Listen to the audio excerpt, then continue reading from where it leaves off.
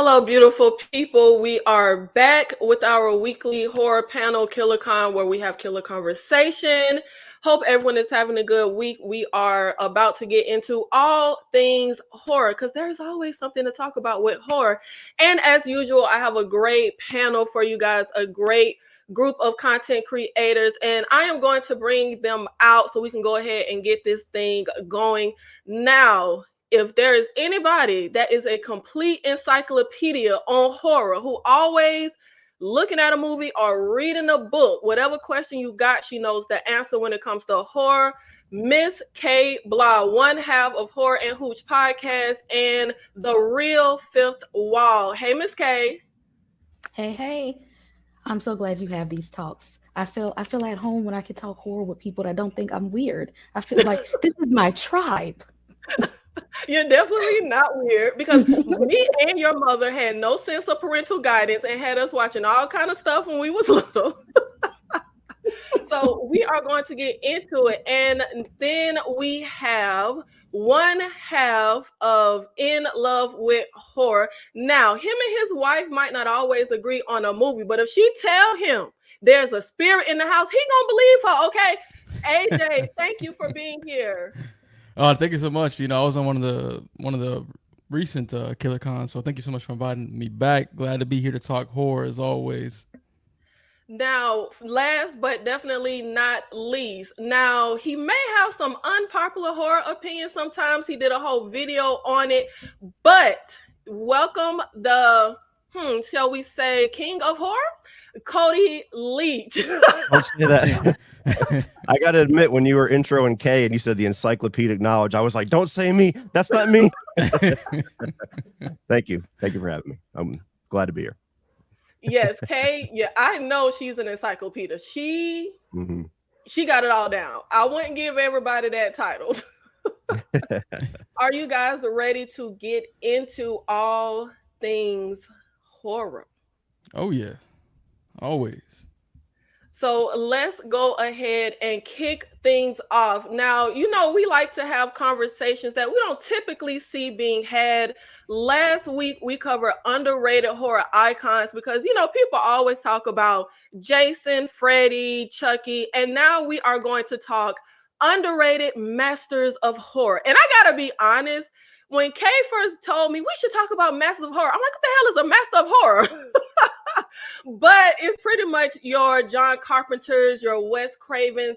But the more, the names that aren't as popular that people don't typically always talk about. Some of my picks would be, now he may not be considered quite a master of horror because he doesn't have a lot under his belt, but Ernest Dickerson, he is responsible for Demon Knight. He is responsible for Bones. He is one of our few Black horror directors. I don't know why he didn't do horror because I think he has a great eye. But who could be a master of horror has a lot more under his belt, I would say would be Scott Dickerson. He did Deliver Us from Evil, which I love. He did Sinister, Black Phone, Emily Rose.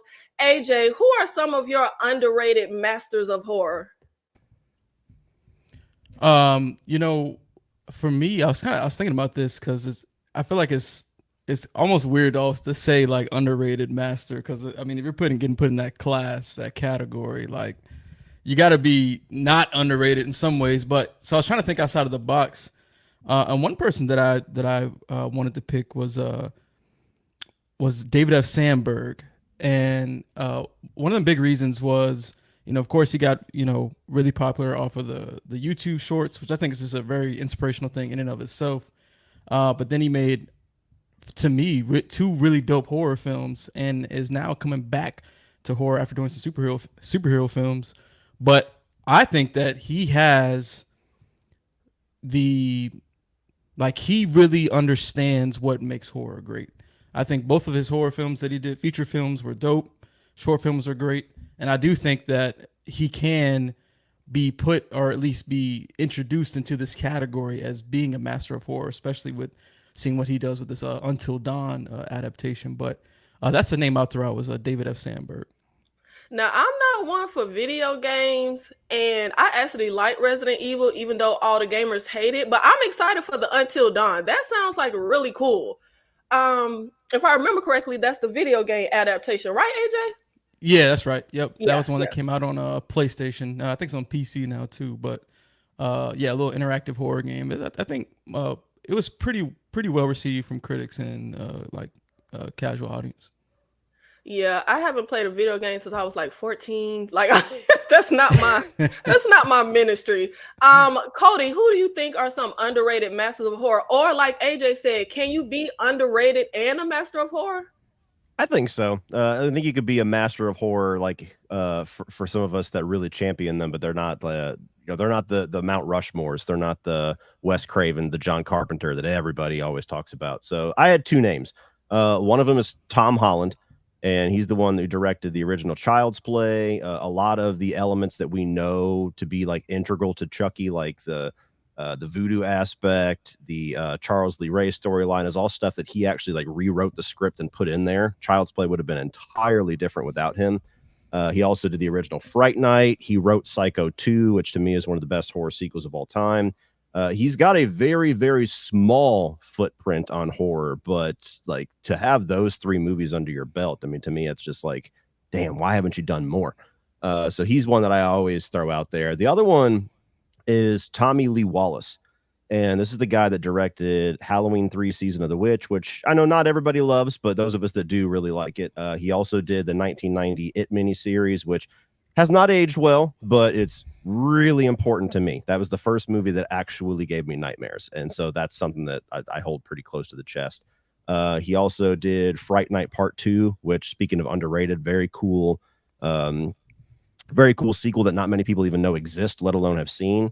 The only movie his I have not watched is he did a sequel to John Carpenter's Vampires. And I don't know. I just think if you have John Bon Jovi as the lead, I think I can probably assume I don't need to watch it. But those two guys have given some of my favorite movies of all time, and I just never hear their names get brought up. Well, you're not missing much with the vampire sequel, I can tell you that. Yeah. And Figured I I was safe actually bet. really love Season of the Witch. I'm not a fan of Halloween, but I love Halloween 3. Kay, do you have any underrated masters of horror? I had to look up her name, and she's new, but she's been making some things out there, and I think that if she continues, she could be a legend. The lady who created Megan and Malignant, her name is Akila Cooper. Akila Cooper, I think that's her name. Yes, I'm interested to see more from her. And I also would like for Misha Green to make more horror, because Lovecraft Country was just a masterpiece. And I really want her to have the opportunity to do more in that genre. Like that series, I couldn't ask anything more from. And I'm like, if you could bring us this, I need you to give us some more horror. Yeah, I am still heartbroken that show got canceled, and I still don't understand why it got canceled. Oh my, phenomenal acting, phenomenal mashing of sci-fi horror, and you know I hate any type of racism in a series, but they just the way they did that period and how they commingle everything. Oh, really? Why was that canceled? Okay, like I still don't understand. Exactly.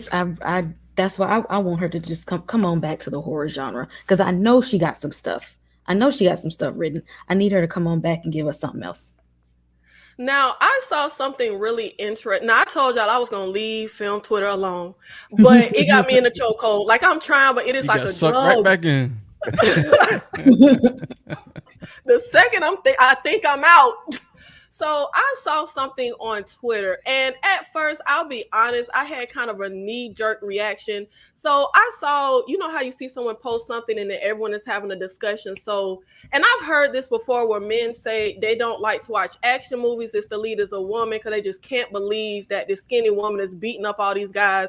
Which, if you saw Monkey Man, that guy is like 100 pounds soaking wet, and he was kicking ass. But I also saw someone talking about, oh, you know, I don't watch a horror movie if the villain is a woman because they're just not going to be menacing or they're just not going to be scary. And my knee-jerk reaction was, this is just misogynistic. But honestly, when I thought on it, I was like, you know what?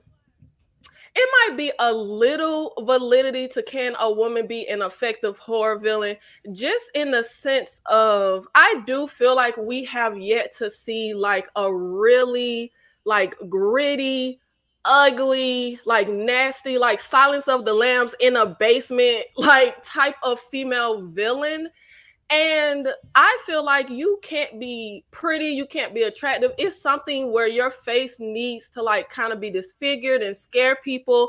And I think of High Tension, which I know a lot of people didn't like the twist in that movie. But I think about the male villain in that movie. If you walk into a room and you see that guy, your skin is going to crawl. Like your bells will ring. Like he looks scary and menacing. But if the female killer in that movie walked into a room, nothing would ring off. And I kind of feel like there is a scariness when someone isn't traditionally pretty, and there's something about them that kind of makes your hair stand up. And of course, we've had, in my humble opinion, great female villains, but I do get the argument. Kay, what do you think? Can women be an effective, like, can a woman be a Freddy Krueger that gives people nightmares and really chills people and scares them? I definitely think so. Cause Kathy Bates was sure creepy as hell in Misery. That she stands out the most to me. Carrie stands out to me. Um, uh, Octavia, is it Spencer and Ma was just completely psychotic in that movie. Like I would not want my teenage children nowhere near her in any capacity. Um, uh, I'm trying to think. They are there. Um, I mean, she might not have been like the Freddy Krueger style villain, but in the Faculty, the villain was a female the whole time. Mm-hmm. So I think, What I do you, mean, we out there. Yep. yeah, we out there, but apparently the men ain't really scared. I don't know. What do you think, Cody? I think it's just two different approaches. I think traditionally, when you have a male horror villain, it's like a physical threat. You have Michael Myers, you have Jason Voorhees, you have Leatherface. Where a lot of the female villains is when you're going for more of a psychological approach. And the example I was going to give was Annie Wilkes, which to me would be the top. That's something where, like, you look at Kathy Bates and you're like, yeah, I could probably knock her ass out if I wanted to. But then you go to the movie and you're like, no, like that's terrifying. That's you're not getting away from her. She's got all the doors locked. She's hobbled you. You think of things like even like Pamela Voorhees. Like I would argue that Pamela Voorhees in some ways is scarier than Jason, even though we've only got like this much experience with her. You have Tiffany, Chucky's wife. I was gonna say her. Mhm. Yeah, like there's not as many examples because I think more times than not, especially with slasher movies, you're going for a big physical threat. But to me, it's almost more effective in some ways when you have a really solid female villain like Annie Wilkes. The validity I think sometimes with that argument is if you have things like I know a lot of people didn't like in Scream 5 whenever, what happens. And they're like, how did she do that to Dewey when she's this big? Like you could get into logic issues sometimes with that. But no, the blanket statement of can't have a female horror villain, I would reject that entirely. Mike Unofficial, one of my favorite horror villains is Brenda from Urban Legend. She was bonkers. Wasn't she like the Clear Cell girl or the Noxzema girl? First of all, I love someone that's really unhinged, and she did Unhinged extremely well. That's a good example, Mike. What do you think, AJ? Yeah, I mean the first one was Annie Wilkes for me too. That's the first thing that popped into my head with this one. But also like more recently we had I can't recall the actress name, but the mom in Evil Dead Rise who got possessed. She was creepy as hell. I don't know if Barbarian counts, but I feel like you could count it. We throw that in there. Yeah, I feel like you can count that, right? That was creepy. But now women can definitely be effective horror villains, and I like how Cody put it, where I think it really is. Like with dudes, it is that the physical stature, right? Because just naturally, if you see someone that's big as hell, you're naturally going to have that intimidation factor. And then with women, they do go for the smart horror. Another one, like Audition and stuff like that. Like Mm-hmm. the Mm-hmm. the psychological, the more outwitting, the smart. Um, that's kind of how I see it. But yeah, women can definitely be effective horror villains, 100%. Miss Lisa, hey ma.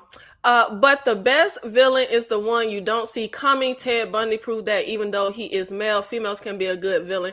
That is true. And I guess that's why I thought it was a little validity. Because like you guys said, like the physical threat, I guess I'm looking at it as, well, if you're pretty and if you're traditional attractive and you're not physically scary, but that is true because that's what kind of unnerves people and can get you in there to really get someone is if you're not a physical threat and they don't see you as, they kind of underestimate you. What is scarier to you, AJ, a physical threat or someone that can get you psychologically? Ooh, probably definitely the psychological for me. For the physical threat, you would have to be like gigantic for me to to be intimidated. But I think it's the psychological aspect. Someone who's like really cunning can be outsmart you. Uh, and I don't know if you want to attach supernatural in the realm of psychological, but those sorts of things scare me a lot more than just the physical nature of like a slasher or something like that. And you know what? That's why, as much as people kind of knock the possession subgenre, I don't care how generic it is. I love possession because I ain't playing with no ghosts. Like I'm with you. If it's like super, I'd rather fight flesh and blood, like something I can see and know can. Mm-hmm. Yeah, I don't want to mess with nothing supernatural. I don't want to mess with no ghosts. I don't want to be involved in none of that stuff. Someone said single white female. Yeah, not horror, but yeah, that white lady was crazy. That's a good one. Mm-hmm. I don't know if Malignant counts. I don't want to give anything away for anyone who hasn't seen it, but it wasn't her. Annabelle, get Annabelle out of here. Okay. I ain't even gonna Dollar play store with her. Chucky. I still don't buy the dolls killing people. But let's get into our horror versus game. My favorite segment. And if anybody has not seen any of these movies, I'm taking your card, okay? Oh snap! Here we These go. should be the ones everybody has seen, but y'all know I'm just messing with y'all. But I might have to kick you out. Um, Kay, His House versus Get Out. Who is coming out on top and why? Mm. Mm. You Do I could be gotta saying you. choose? You got to. You got look, if you even jaywalk, Jigsaw gonna put you in a little trap. So if you don't pick, you might wake up somewhere you don't want to be. Okay, I want to say His House was creepier, especially with the twist. It was cringy. It was kind of like it really hit a nerve. Um, but I love the rewatchability of Get Out. So, although his house, that is a highly underrated movie, I'm gonna go with Get Out simply because I can rewatch this movie like a lot, and I like Lakeith Stanfield. So there's that. Mike Unofficial, OMG, this ain't fair. It ain't supposed to be easy. Cody Leach, His House versus Get Out.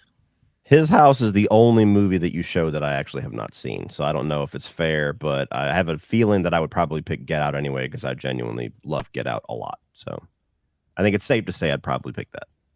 Cody, get off the panel. Nice seeing everybody. You have got to see His House. It's so good. AJ, His House versus Get Out.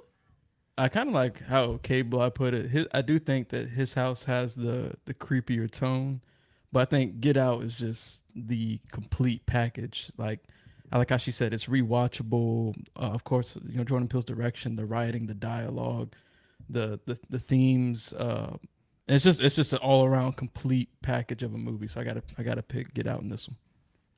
And speaking of the psychological, I would say Get Out might be more terrifying to be trapped in your body and like you're trapped. You can't do anything. Someone has taken you over. Yeah, that's gotta be horrifying.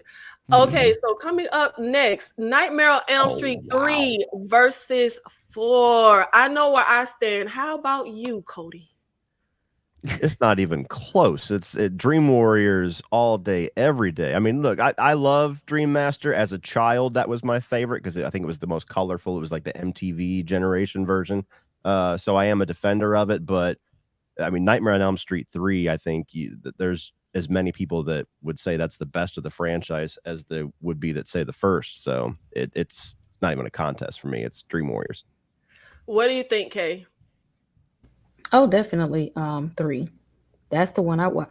If I'm going to watch any Nightmare on Elm Street movie, it's going to be the first one and the third one. Mm-hmm.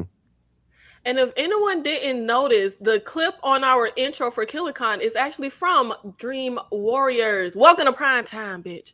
AJ. Yep. Yep, it's Dream Warriors, and that's for one of the reasons that you said right there. It has some amazing quotables. It's just a fun, good movie. Definitely choosing 3 Dream Warriors over Dream Master. Well, looks like this one is unanimous. Dream Warriors comes out on top. The People Under the Stairs versus Don't Breathe. When breaking in goes wrong. Which one do you have, AJ? Damn, I was hoping you wouldn't go to me first. Cause man, I love both of these movies so much. Like, because oh man, this is tough. You rather break in with that crazy brother or sister, or you rather break in with the crazy sexual assault blind guy? I feel like with Don't Breathe, I just, just be quiet and hopefully I can make it, make it out. But I think I would have to pick People Under the Stairs. And I think it's more so because it has like so many different like facets to it. And I really do love the messaging and the timelessness. A lot of the themes and things can still apply to, today's time. So I think I would have to give it to this. But man, I love Don't Breathe a lot too, though. Miss K. Oh, anybody that knows me, The People Under the Stairs is my favorite horror movie ever. Ever. And I actually even got a chance to talk to one of the cast members from the show. So yeah, nothing goes above this movie, like at all. And I think its release date was on a November 1st, which is my birthday, which makes me love it even more. You know what? I never understand when people can say their favorite horror movie. I had someone ask me the other day my top 10. Like, how can you pick like one? Cody, which one is coming out on top? If there's one horror movie that I have tried most desperately to get into, and I for whatever reason, I can never get there, it's The People Under the Stairs. Everything on paper about it, I love, but I've tried to watch it probably 5 or 6 times, and something just doesn't connect for me. So by default, it's going to be Don't Breathe. I absolutely love Don't Breathe. I love pretty much anything Fede Alvarez has done. Mm-hmm. And long before it was announced, I was like, who I want to see do a version of People Under the Stairs, and maybe I'll love it, is Jordan Peele. And then that's the name that I've seen attached to it. So where the hell is that movie at? Oh, yeah. I actually don't want that remade, but I guess I'm not the only person that rewatches movies I don't care for. Like sometimes I cannot like something, but years later on rewatch, I'll be like, well, what was wrong with me? Why didn't I like this? So I guess I'm not alone in trying to watch something and try to like, especially kind of those movies that people rave about. I'm like, you know what? What am I missing? Am I broken? What's wrong with me? Usually I'm pretty comfortable if I have the outline opinion, but the People Under the Stairs, for some reason, I'm just like, why don't I love this? Like everything about it, I should. I see clips of it and I'm like, yeah, that should work for me. And then I watch the movie and I'm like, damn it, it didn't work again. Like I don't know exactly how to put my finger on it. Just the cogs don't fit together for me for some reason. I've definitely had that experience. I think I've watched X like 4 times now trying to like it, and I still don't like it. I just don't get it. I'm like, we're watching them film a movie for like an hour. Like, where is it? I don't get it. Schwarzenegger versus Schwarzenegger in his sci-fi versus sci-fi horror adjacent roles. Predator versus the Terminator. What you got, AJ? Predator. I love Predator. That was fast. Yeah, it is. Yeah, because like I'm gonna keep it real. I like Terminator. Like I like the vibe, but man, Terminator 2 is just so much better to me that yeah. In this case, it's gotta be Predator. Yep. Wow. Cody, Predator versus the Terminator. This is like asking me to pick which kid to save. Arnold Schwarzenegger was life when I was a kid. So, oh my god, The kid I Predator and think the kid Terminator hanging off the cliff. I'm You can telling you, only man, pick. they're both gonna fall before I decide. But I'll probably go with Predator for the same reasons that AJ just said, because Terminator 2 is my second favorite film of all time, and I love Terminator. I love Yep. the original Terminator, but yeah, I'll give the slight edge to Predator. It's got a little of everything. It's got good action. It's got cool characters. It's I call it the manliest movie ever made. So it's pure 80s, testosterone. It's got a little horror in there, some sci-fi. So I'll go with Predator, but I immediately regret it. I was the same way. When I was a kid, Arnold Schwarzenegger, Van Damme, Sylvester Stallone, they were like my freaking. You couldn't tell me you couldn't drop me off in the jungle when I was like 9 years old with like a knife or something. I wasn't gonna come out like Arnold Schwarzenegger. I just like I wouldn't have, but I would have thought I would. Comedy horror versus comedy horror. Evil Dead 2 versus Reanimator. K.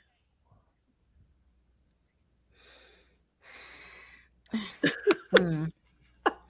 It's like Battle of the Cheesy 80s movies. I, it's like I want to say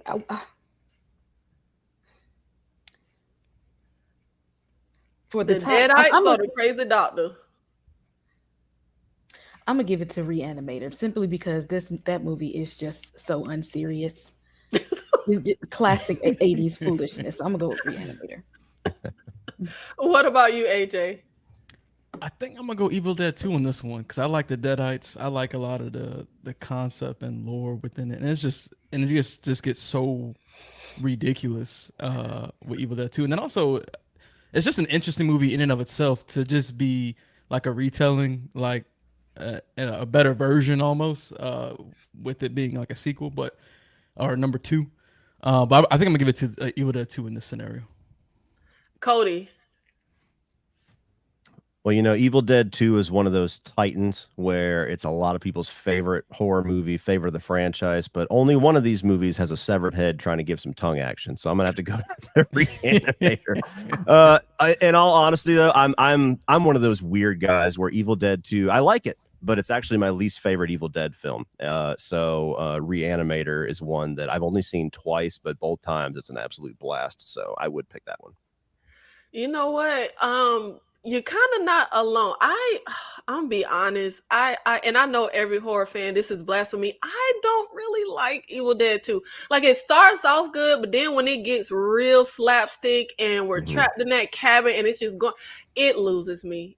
I'm just like I can't. It's But I love super Reanimator. goofy. It is super Yes, goofy. like I can't. And I feel like as a kid I loved it because like I'm a kid, but I hate how silly it gets. Oh, it just For doesn't work. me, I've realized that when I watch Evil Dead, I either want it to go full bore slapstick or full bore horror, and so this one trying to do both never completely gets there for me. Yeah. Event Horizon versus Pandorm. Can they hear you scream in space? AJ. I gotta be honest, I have not seen Pandorum, so I think by default, Now we you're go on the with it. naughty list. Yep, it's gonna have to I'm go to gonna Event have to Horizon. tell Christy to divorce you now. But I mean, I don't know about Pandorum, but I mean, Event Horizon is that's a dope movie. So I feel like I don't know how good that movie is, but I feel like Event Horizon would be hard to beat.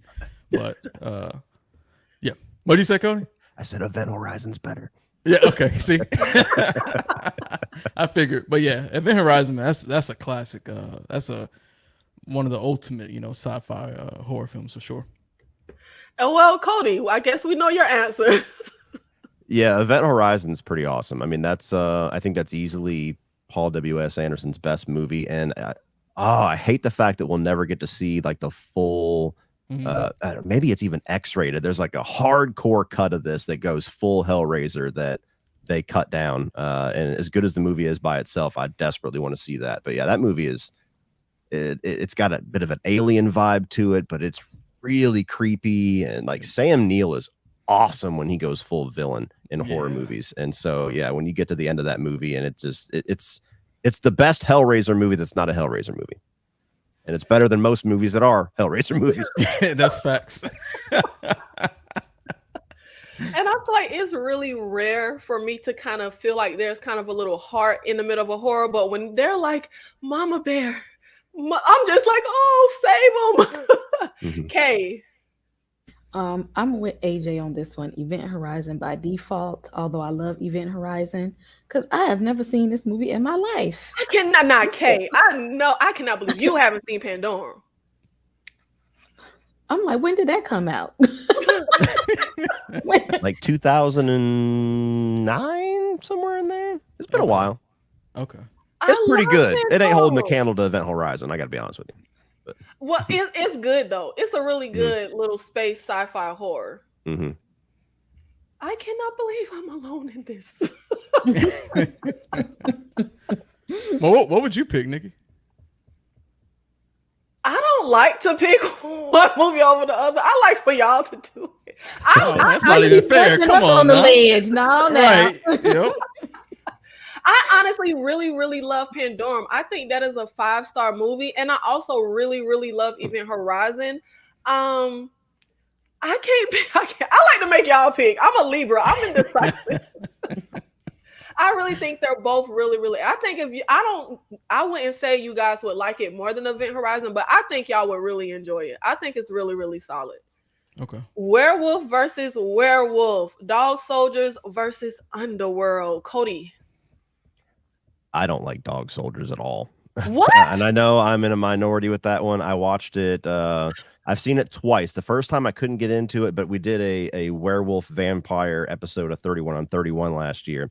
And this was way down at the bottom of my list. Just whatever it's trying to do doesn't work for me. Underworld, on the other hand, even though it has like this weird negative reputation, I love the first 2 Underworld movies. So I'm picking Underworld.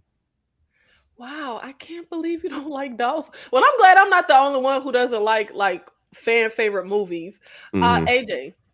Yeah, I don't even think I finished Dog Soldiers. I think I was watching it. My wife was watching it, and I was watching a little bit of it. I just couldn't get into it. I don't even think I finished it. So definitely Underworld in this. Underworld that's a dope ass movie. Mm-hmm. Now, if anybody can appreciate the brilliance of Dog Soldiers, Kay, I know it's gonna be you. Just looking at it, I was just like, I can't. Maybe it was the title of it, or I was just like, I mean, and I'm a fan of werewolf movies, but this just, I don't know. It was just like, it's very British. It's very British, and so the humor, the cadence of everything is just kind of off for me. And like my buddy Brian Lomax is a Brit, and this was high on his list. He was infuriated that I didn't love it, and I was just like, dude. He's like, dude, it's so funny, and I was like, that was a comedy. Like I just don't get it. It doesn't compute for me. Wow. Okay. Wasn't connecting. Kind of tuned it out. It was like background noise. So Underworld by default. Background noise. Jesus. Oh my God. And I actually really, really don't like anything British because there is something about that accent that it's like, if it's not a Southern Black accent, it's real hard for my ears to kind of understand. I understand British accent, but I love that. Oh my, I cannot believe this. Y'all done broke my heart. Yeah, Dog Soldier took an L with that one. A Quiet Place versus Pitch Black. Kay. Yeah, no competition with me there. A Quiet Place. I don't rewatch Pitch Black. Like I have no desire to like revisit Pitch Black, but I watch A Quiet Place like over and over. You know what this feels like? I remember growing up, and you know, I'm old. We have the internet and Twitter. I really didn't know how audiences thought about movies.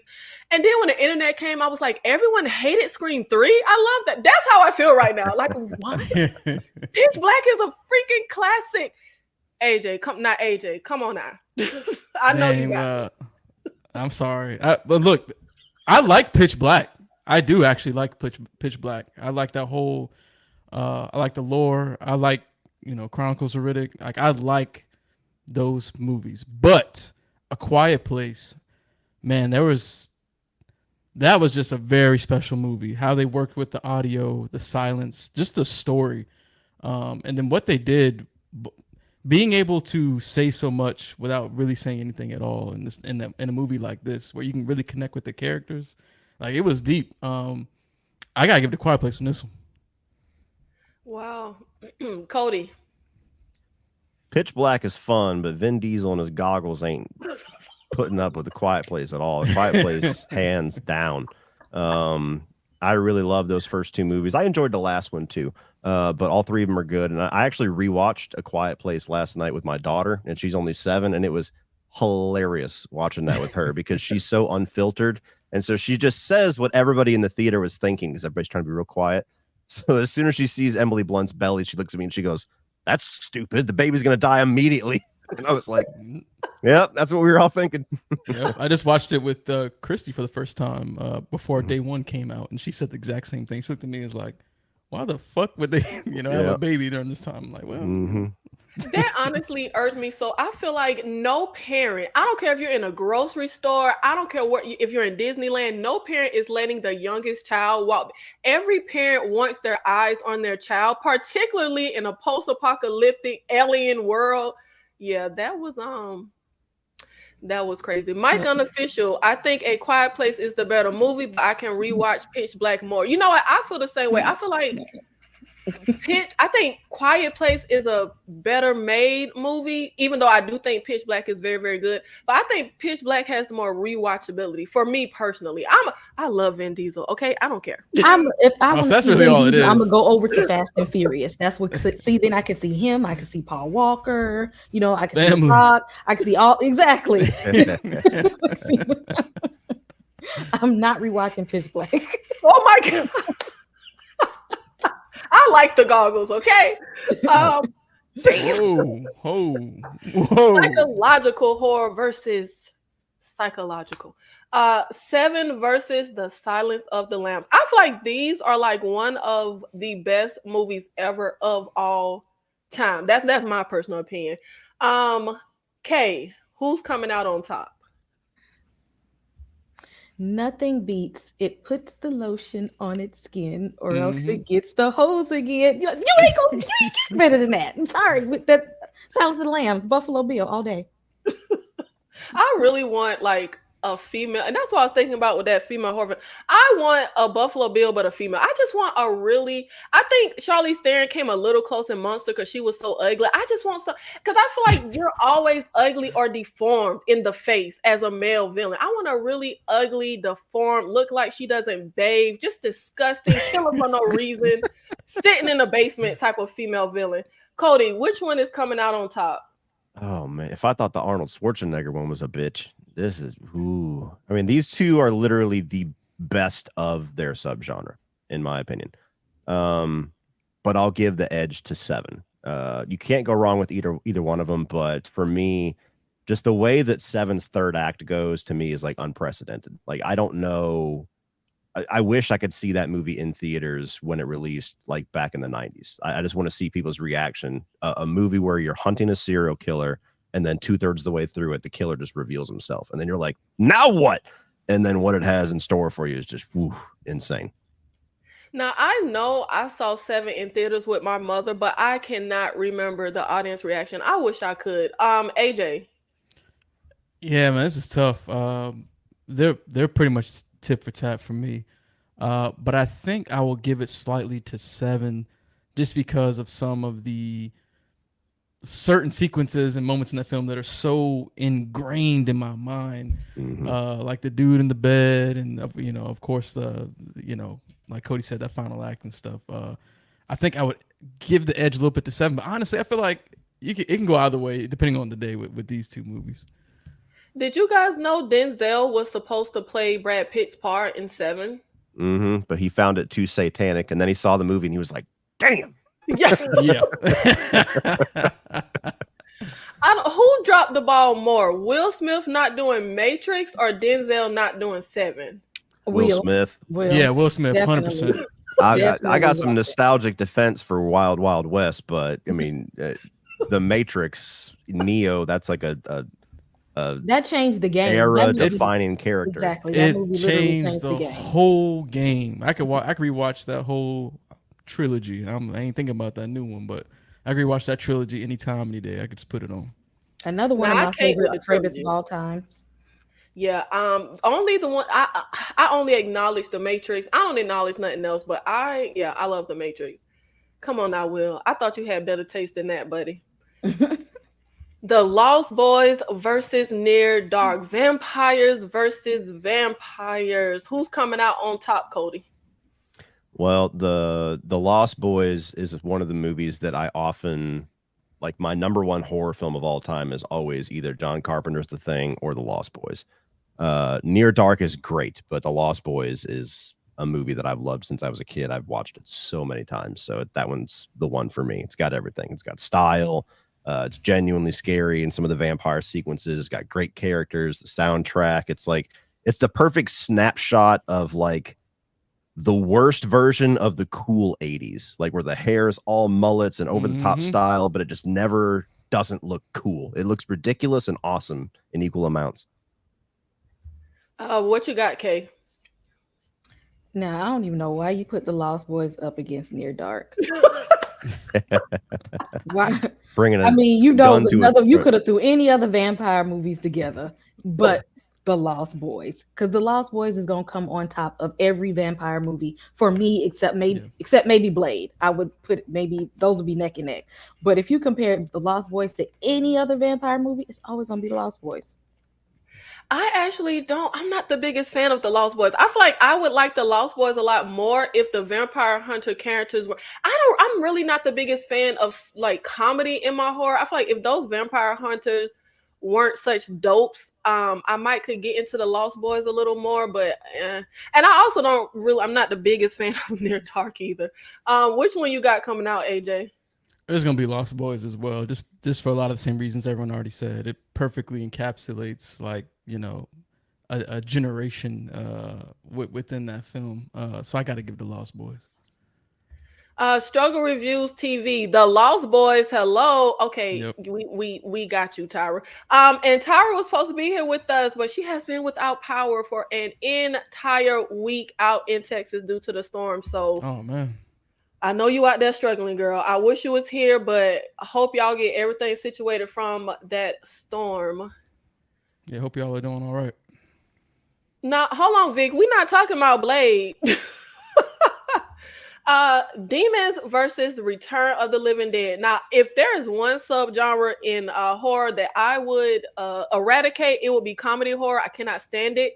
But my two gems, I love Demons and I love Return of the Living Dead. I feel like this is the way you do comedy horror. Who is coming out on top for you, AJ? Probably Demons, and that's just because I remember it a little bit better than Return of the Living Dead, to be completely honest. So I'm probably gonna go with Demons on this one. I think that's the pick. I think, fun fact, that is one of the first horror movies I saw when I was like 4 years old. That is the only dub that I can take, and I cannot do dubbing. But I actually didn't know it was dubbed as a kid. I thought that was their voices. Cody, who's coming out on top? You showed one of my other weaknesses here with Italian horror. So Demons I have not seen, but I do enjoy Return of the Living Dead. So I'd imagine I'd probably lean that way. I'm very picky with comedy horror as well. A lot of times it's got to be like that perfect mix. Sometimes they go too silly or it's just not funny at all. But that one's got a lot of style to it. I like having the Tar Man is iconic. I like the scene where he's eating people and send more paramedics. Like there's really unique elements there. And I'm actually excited. I'm going to be going to Phoenix, Arizona next month for Gathering of the Ghouls. And if I'm not mistaken, a lot of the cast of that movie is going to be there and they're going to do like a showing of it. Oh, wow. Mm-hmm. I was actually going to mention that send more I love that scene. Kay. I actually like Return of the Living Dead 2 more than Return of the Living Dead. Actually, Return of the Living Dead 2 is what solidified me as someone who I said I know I'm gonna love horror for the rest of my life, especially zombies.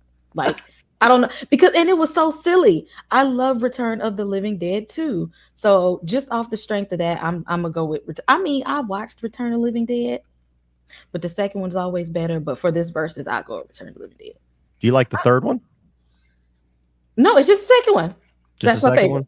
That's like it on my when if I ever had to do a top 10 of my favorite horror movies, Return of the Living Dead 2 is going to be in the top 5. Interesting. The third one's one of those movies that stands out in my mind because I remember back in the day, like the Blockbuster days, where you used to just walk the horror aisle and you would just pick a movie based off what had the best cover. Night of the Demons 2, where she's got the lollipop skull, and Night of the Living Dead 3, the chick that's got all the barbed wire and everything, are the two that stick in my mind. Is like that I need to rent that, but I never did. So you never saw 3? I did. Eventually I did, but as a kid, I just never rented it. Okay. I always pass it. I'm like, that's awesome. And then I just move on. I actually don't like the sequels. I just like Return of the Living Dead. I don't like the The second one or the third second, one. what? No, that first one is just so perfect to me. I feel like y'all know Tyra hate a sequel. I feel like Tyra with this one. Like I love The second one was amazing. like it's good. I haven't rewatched it since I was like a kid though. I'm not very into it. Fallen versus Frailty, Cody. They're Fallen is great. Fallen is a really nice underrated movie, so everybody should check that out if you haven't seen it. But Frailty is one of those movies that I champion with every breath of my body. Like anytime anybody asks for like hidden gems or horror classics that go underknown, that's always like my first or second answer. So Frailty to me is just pure brilliance. That's getting my vote. AJ. Oh man, that's tough because I mean they are both really good films. I haven't seen Fallen in a while though, so that's what's making it a little bit tough. So I can't remember it as good as I remember Frailty. So I think by default I'm gonna have to give it to Frailty, and it's kind of unfair, but I'm just keeping it real. I can't remember Fallen as good as the dynamics in Frailty. So I'm gonna give it to Frailty. Okay.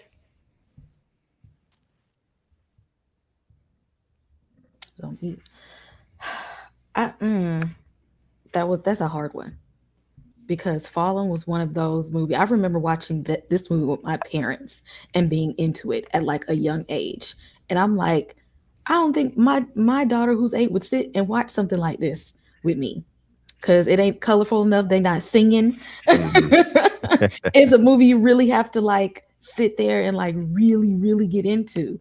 And I'm like, I was watching this at a young age, but Frailty, it's one of those movies like you don't see coming. Like I don't know. I remember watching this movie without going in blind, not knowing what it was about, where it was headed, and I was just like, why aren't people talking about this movie? Why haven't I heard about this before? Because I watched it like later on in life, but Frailty is definitely underrated and not talked about enough. Yeah, I would put Fallen on top. Like I love Fallen. Like the whole possession thing I think is done so uniquely. John Goodman being able to be a villain real quick. I love John Goodman playing a freaking villain. And not being able to watch Frailty with the 8-year-old. That's why I can't have kids, because I didn't even like kid movies when I was a kid. I want to sit my child gonna have to learn to watch Frailty at like 4 years old. Like I can't. No, my daughter, she a whole Disney princess. If it ain't singing and dancing and whatnot, then I used to get pissed if my parents would watch something and they're like, "You can't watch this." Like, why? Like, it would make me want to watch it more. I can't with singing. I'll freaking die. Thank you for the super chat. Return of the Living Dead is such a classic. Brains. You know, I go up for nudity for no reason in the 80s, and this had in a bunch. Yes, baby being naked, just innocent. I don't know why was she naked? They were saying brains in the second one. Y'all gotta watch Return of the Living Dead too. We ain't had the same naked girl. And for the super chat,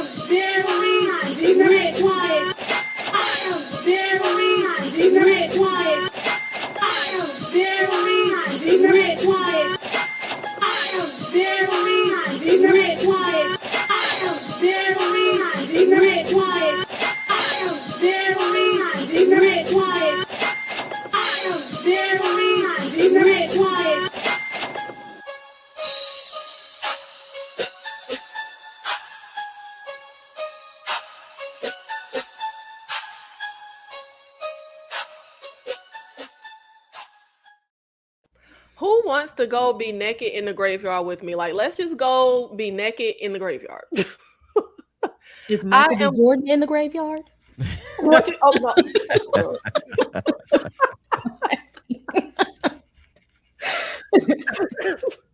I vote for anything with Bill Paxton and go watch The Vagrant 1992. I love Bill Paxton. Rest in peace to him. One of my favorite. I feel like Bill Paxton can be on screen for 10 seconds and you're going to remember him. Like, I love him so much. I didn't care for Vagrant though. I think I watched, y'all know I am quick to DNF, do not finish. And I cut Vagrant off after like 15 minutes. I couldn't get into it. Even with the Bill Paxton magic, it didn't do it for me. If it's one thing I'm not playing with in real life, because y'all know I grew up in a Southern Black religious Baptist household, I'm not playing with the devil. Stigmata versus End of Days. AJ. I'm probably gonna go End of Days, and that's just because that movie creeped me out as a kid. And I like the, if I'm remembering it correctly, well, no, I don't want to get the spoilers, but if I remember them ending right, I'm gonna have to pick End of Days. That's a solid pick. I love End of Days. Arnold Schwarzenegger doesn't get enough credit for his acting. Okay, I think he did phenomenal in End of Days. Kay. I'm gonna just have to give it to End of Days because basically my dad was an action hero type guy. Anything like you were saying, all the old head action heroes and stuff, watching all of those movies. So I enjoy when we could have an action hero and a little bit of a horror mixed in there. Like throw me just a little bit, let me see him in a different role. Let's put these action heroes in something different. So just based off of that, I'm gonna give it to Schwarzenegger in this one. You know what? Now that you say that, did Sylvester Stallone ever dip into horror? I don't think he did. I know it. Well, there was a movie called ICU, EYE. Oh, I love that movie. Yeah, it was during that time when Stallone was like gone. Like it was, after the 90s, and he was just like, where did he go? And he had the little serial killer movie before Rocky Balboa and Rambo kind of brought him back. What was that one called? They were killing the cops. ICU, EYECU. Okay. It's kind of it's like in Antarctica or Alaska or something. It's got like kind of a thing aesthetic to it, but it's a serial killer movie. Yeah, Charles S. Dutton is in it. Mm-hmm. I guess that's as close as he came to a little horror. My vote goes to End of Days all day. Like I said earlier, see my answer earlier, like Arnold Schwarzenegger was life, and he had already kicked the shit out of everybody. Who's left? The devil, motherfucker. So I loved that. When I was a kid, I was like, you're damn right. And you get to the end, and not in the end, the first time he confronts the devil and he's like, you want to fuck with me? I'm like, that's right.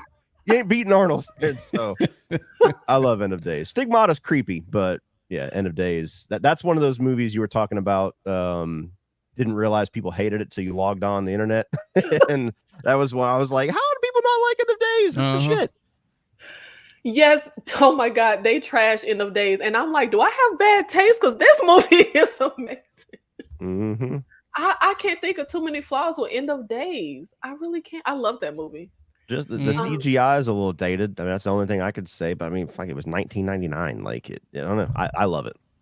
And I know I'm in a minority. Bad CGI honestly doesn't really bother me. Like, it has to really be some terrible CGI for it to really mess up my. But I'm more into everything. If everything around your bad CGI is good, then I'm okay. Like, I won't really knock the movie for. But I know that's most people will really go hard on the movie if the CGI is bad.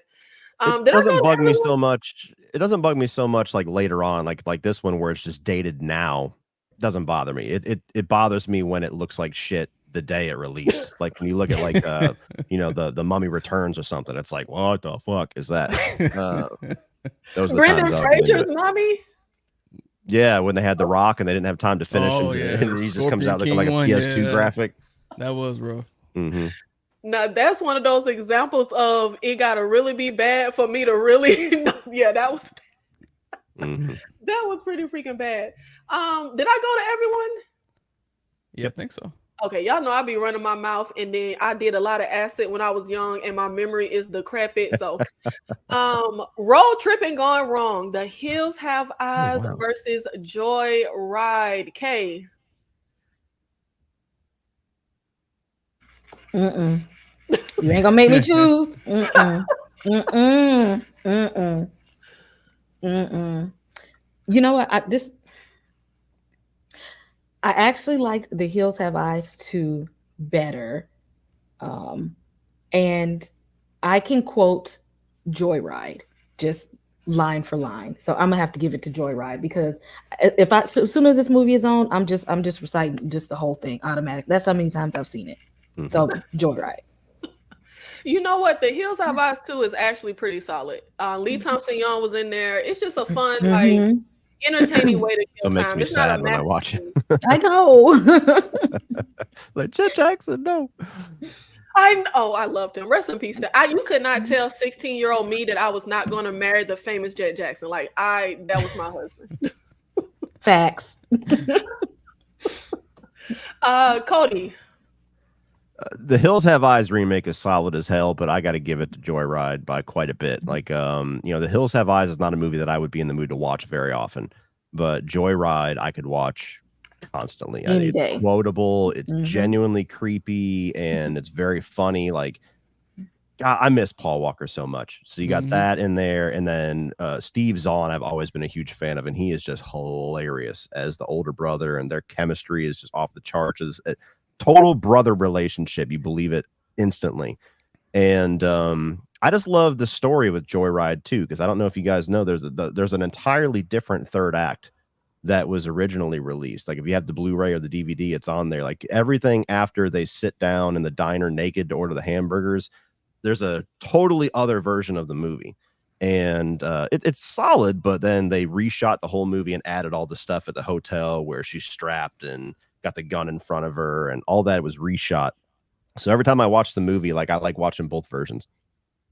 I Where can I completely find that other forgot. version? Is this on YouTube or something? No. It might be, but if you have the Blu-ray or the DVD, there should be an alternate ending or something, and it's literally like 25 minutes long. Like everything after It's a the long time. diner is a totally different third act. Yeah, I Mm. completely forgot about that till you just said it because my mom has it on.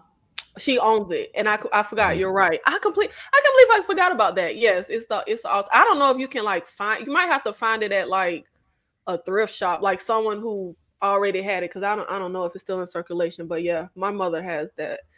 It gives you an alternate version. I love both versions. I used to watch both of them. They're both really good. AJ. The Hills Have Eyes is a dope remake. I really do like that movie, but I gotta give it a joyride. That's a film I watched a lot when I was younger. It's just a good time. And it just it reminds you of an era with these kind of like stalking type of films. And I know everyone kind of already said it, like the quotables. Like this is one I watched with my dad a lot too. Like and just we'd be in the house, be like candy cane, like. So I gotta give it a joyride. Yeah. Thanks for the super chat. The Hills Have Eyes is a masterpiece. I agree. That's one of those better than the original for me. And that's why I'm not with the crowd that's like hates remakes and sequels and all that stuff. You can get some really great stuff with a remake. I love that Hills Have Eyes remake. It's solid as hell. Let's see. Your next versus inside The thing with home invasion horror for me is I feel like it's so scary because if somebody wants to get in, they're getting in. Like safety is an illusion to an extent. Like you can deter people, but if somebody wants to get in, they getting the hell in. Kay, your next versus inside. Uh, just cheesy slasher movies back to back. Oh, I mm. Both of these movies were just like okay. I don't even know if I like one more than the other because they were just kind of like okay.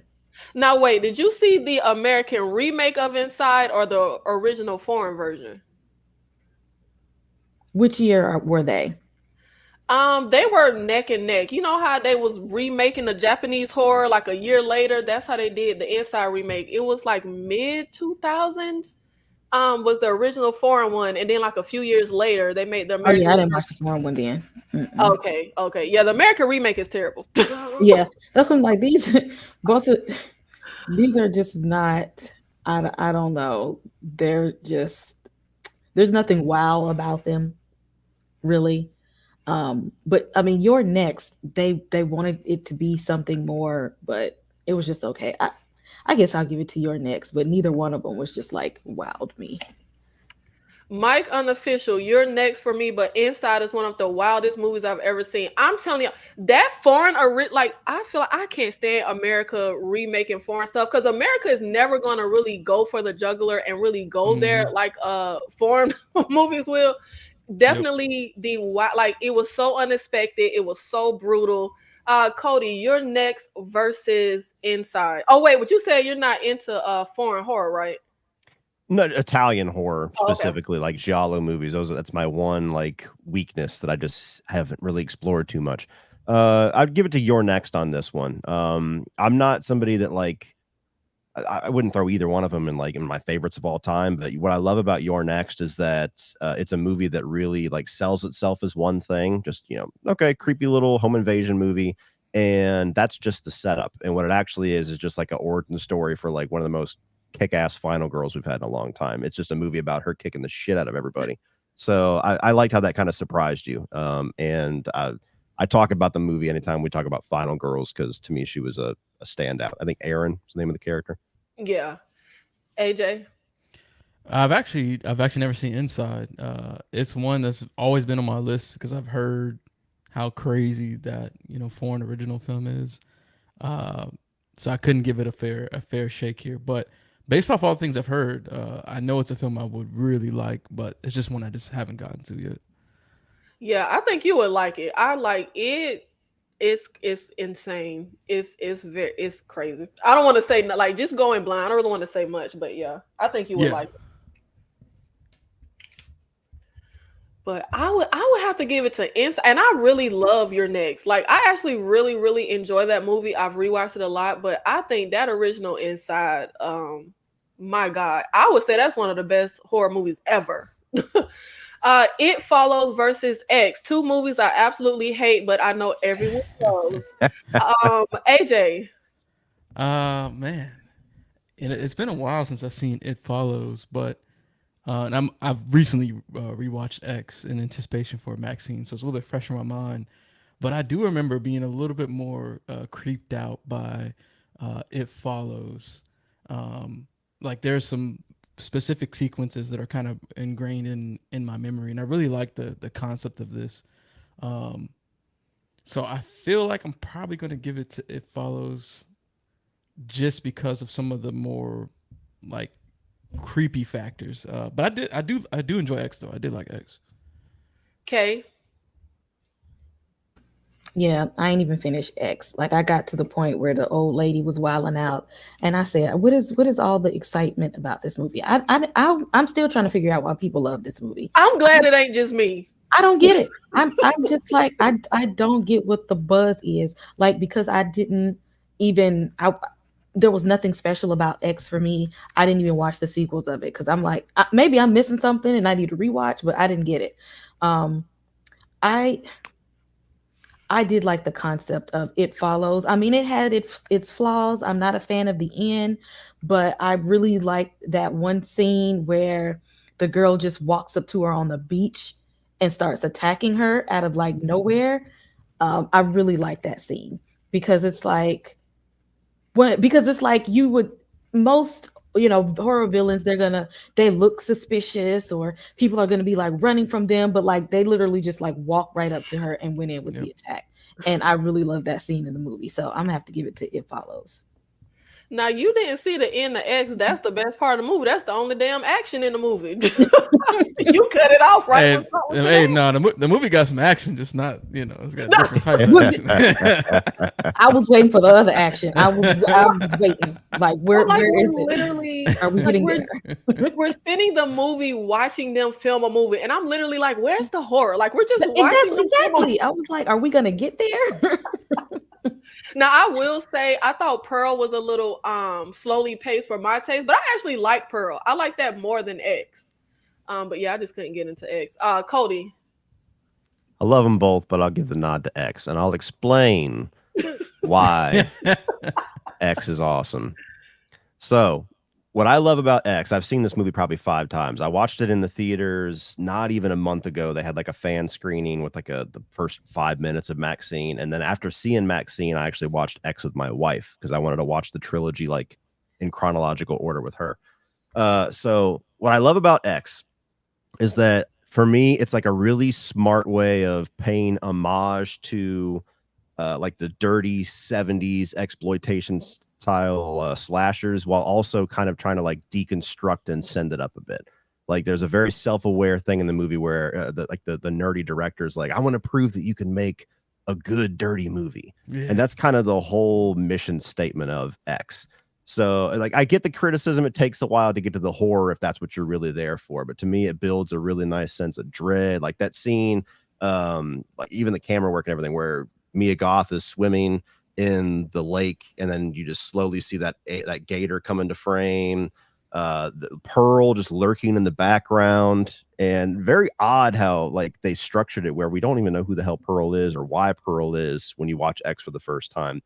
And you slowly find out in the way that it's talking about like regret and age and like the sequence where they're playing Landslide by Fleetwood Mac, and it kind of means one thing for the main characters, it means something entirely for Howard and Pearl.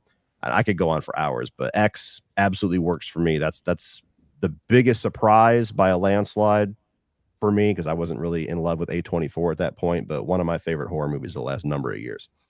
And I did think that whole thing with him saying, I want to make an artistic, dirty movie. Now, I thought the commentary was speaking to like the horror genre because, they don't really get awarded and it's not taken seriously. Like, horror has gotten really popular over the last, I don't know, maybe 10, 15 years. But I remember growing up, not a lot of people was into horror. It, doesn't get recognized at the Oscars. So that's what I thought they were kind of playing with the whole dirty movie. I thought it was kind of, synopsis for horror. Yes, it is very Texas Chainsaw Massacre coded. We know you love your 70s and 80s, Tyra. If it ain't 70s and 80s horror, she don't want it. Get Out versus Jacob's Ladder. Kay. Now which Jacob's Ladder? The original child. We the don't only ladder. No Michael Ealy in here. Right. That's what I was about to say. Like, I don't even acknowledge that movie. I'll tell you one of the best tweets I ever saw. I think it was Chris Stuckman that did it when that movie came out and like 2 weeks went by and nobody reviewed it. He's like, so we all just like collectively as a society ignoring this fucking thing because that's awesome. And I was like, yep, pretty much. I had to check real quick. Y'all know I'm always here for a good plot twist. But again, Get Out just has so much rewatchability though. Not that, I mean, Jacob's Ladder, it's a classic movie. It's so classic. But I'm gonna watch Get Out over and over. Cody. It is tough. The one thing that I'll give to Jacob's Ladder is that it's the only example I can think of that has it was all a dream type twist that totally works and doesn't make you feel cheated.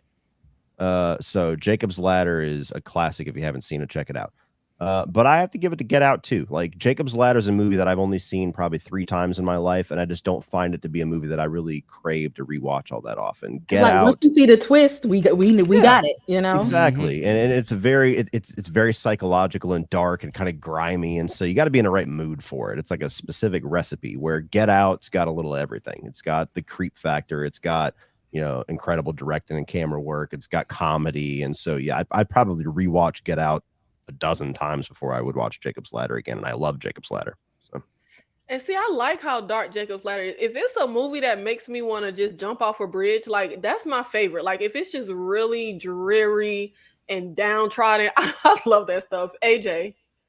Yeah, I do like Jacob's Ladder because it is a twisted, fucked up psychological experience. But and this kind of goes back to what I said earlier. Get Out is just like, to me, it's just a perfect package of all the things that I like about horror, and then what horror is capable of. So I'll definitely give it to Get Out, but Jacob's Ladder, that is a classic. Laundry Day, Jacob's Ladder versus 12 Monkeys. I don't think they have anything in common. I wouldn't versus them. They're very, very different, but I would pick 12 Monkeys. I love that movie. Yeah, but they're very different. I try to versus stuff that kind of has, something in common. 13 Ghosts versus House of Wax. Y'all know that Ooh. early 2000 horror. Cody. Damn. A little sleeper hard one here. I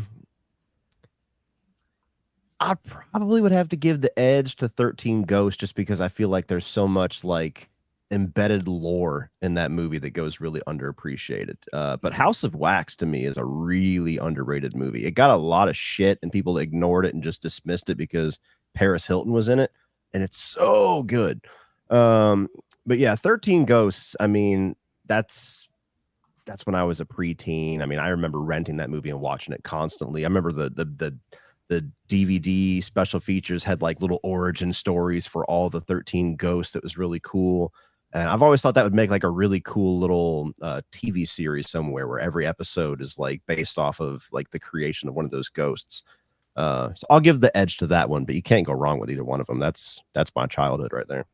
And I actually just heard Netflix is doing a series on 13 Ghosts, and every episode is going to cover a ghost. Now, y'all know Netflix be hit or it be missed. So I don't know if we should get excited for the 13 Ghosts show being at Netflix, but it depends on who's doing that. it. That mixed with the whole Jordan Peele People Under the Stairs thing, I'm either going to need to start getting some royalty checks from whoever's watching my channel, or I'm going to get checked for psychic abilities because that's crazy. AJ. House of Wax is definitely one of those like surprising films. Like it is actually pretty good. But man, 13 Ghosts, I got so much nostalgia for that film. I watched it a lot as a kid because the jackal just scared the fuck out of me. Oh yeah. Yeah, that dude was no joke. But and then later in life, because I don't think I had like any of the special features or anything. But it wasn't until later that I learned, like, these ghosts have like deep backstories. I think recently, my wife Christy was showing me, one of those like fan Wikipedia sites, and showing me some of the different backstories from these ghosts. I was like, dang, I didn't know, it got that deep. So that just added to it. But that's just a fun 2000s movie. I got to give it a 13 Ghosts. And how awesome is Matthew Lillard in that movie? He is yeah, hilarious. Hilarious. Ghosts in this house? If it was next door, I wouldn't give a shit. Kay. Now I will say, oh my goodness, Tyra says she hated this era. I loved You this hate era. any era that's not the 70s and the 80s. I mean, I'm an 80s horror fan, but I loved this era. House of Wax, one of the standout moments is when her lips were glued together and she had to cut her mouth open, or when she was trying to get attention from the little vent and they cut her finger. Like, this has so many standout moments, and Chad Michael Murray, he was like such a superstar in that era. So I really love House of Wax, but I mean 13 Ghosts, you just like, that's like it's a perfect example of a good horror movie that anybody can watch. Like, you can show 13 Ghosts to somebody who don't watch horror movies and they'll like it. They'll have a good time. Mm-hmm. Now, I know it's blasphemy because every horror fan is going to say the 80s was the best era, but I actually love that early to mid 2000s era of horror. Like I was I getting like my this life era. as I like this era. like when I was a preteen teen, like I was Hmm. living. Like it was always some horror movie out that I love. Now I didn't Exactly. care for the trend of like the Japanese and Korean horror remakes, but I love that era. And Hmm. I'm not a fan of 80s horror. I am yeah, no, no. It's just way too unserious for me. I can't do it. I still don't understand why. I think it's pieces. Like literally every female dies naked and topless in pieces. Like I just can't with the with the 80s horror. That is our horror versus game. It is just always so interesting to me to see what comes out on top, what everybody like unanimously puts at the top. I love a good versus, even though I can't really ever pick. Now we are going to get into stereotypes in horror. Now y'all know we talked about Brandy's return, one of our few black final girls. Brandy's return to horror with her new movie. And y'all know I haven't watched previews in ages, but the second now, when I first heard about the front room, I thought it was going to be like a Rosemary baby because Brandy is pregnant. But the second I saw the cast and I saw her husband and mother in law weren't black, I said, I bet they're going to do some racism. And that is exactly what they're doing. I called it. And it seems like we're getting this trend of our black horror movies being about something stereotypical, whether it was Master with Regina Hall, where they were dealing with racism on the campus. We had the angry black girl and her monster, which I love the idea of a black Frankenstein. We got the black girl who's the scientist and her black Frankenstein. But of course, they had to be in the hood. And the boy had to get shot unarmed by the cops. Like we had to throw that in there.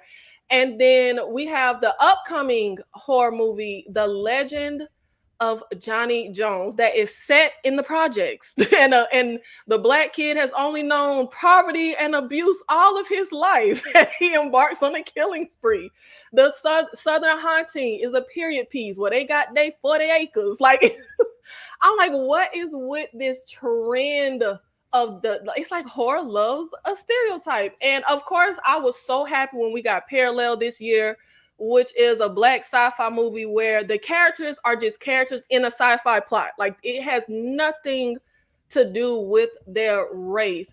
AJ, why do you think horror loves a stereotype? I get that there's a place for certain things, but it seems like that's all we're getting.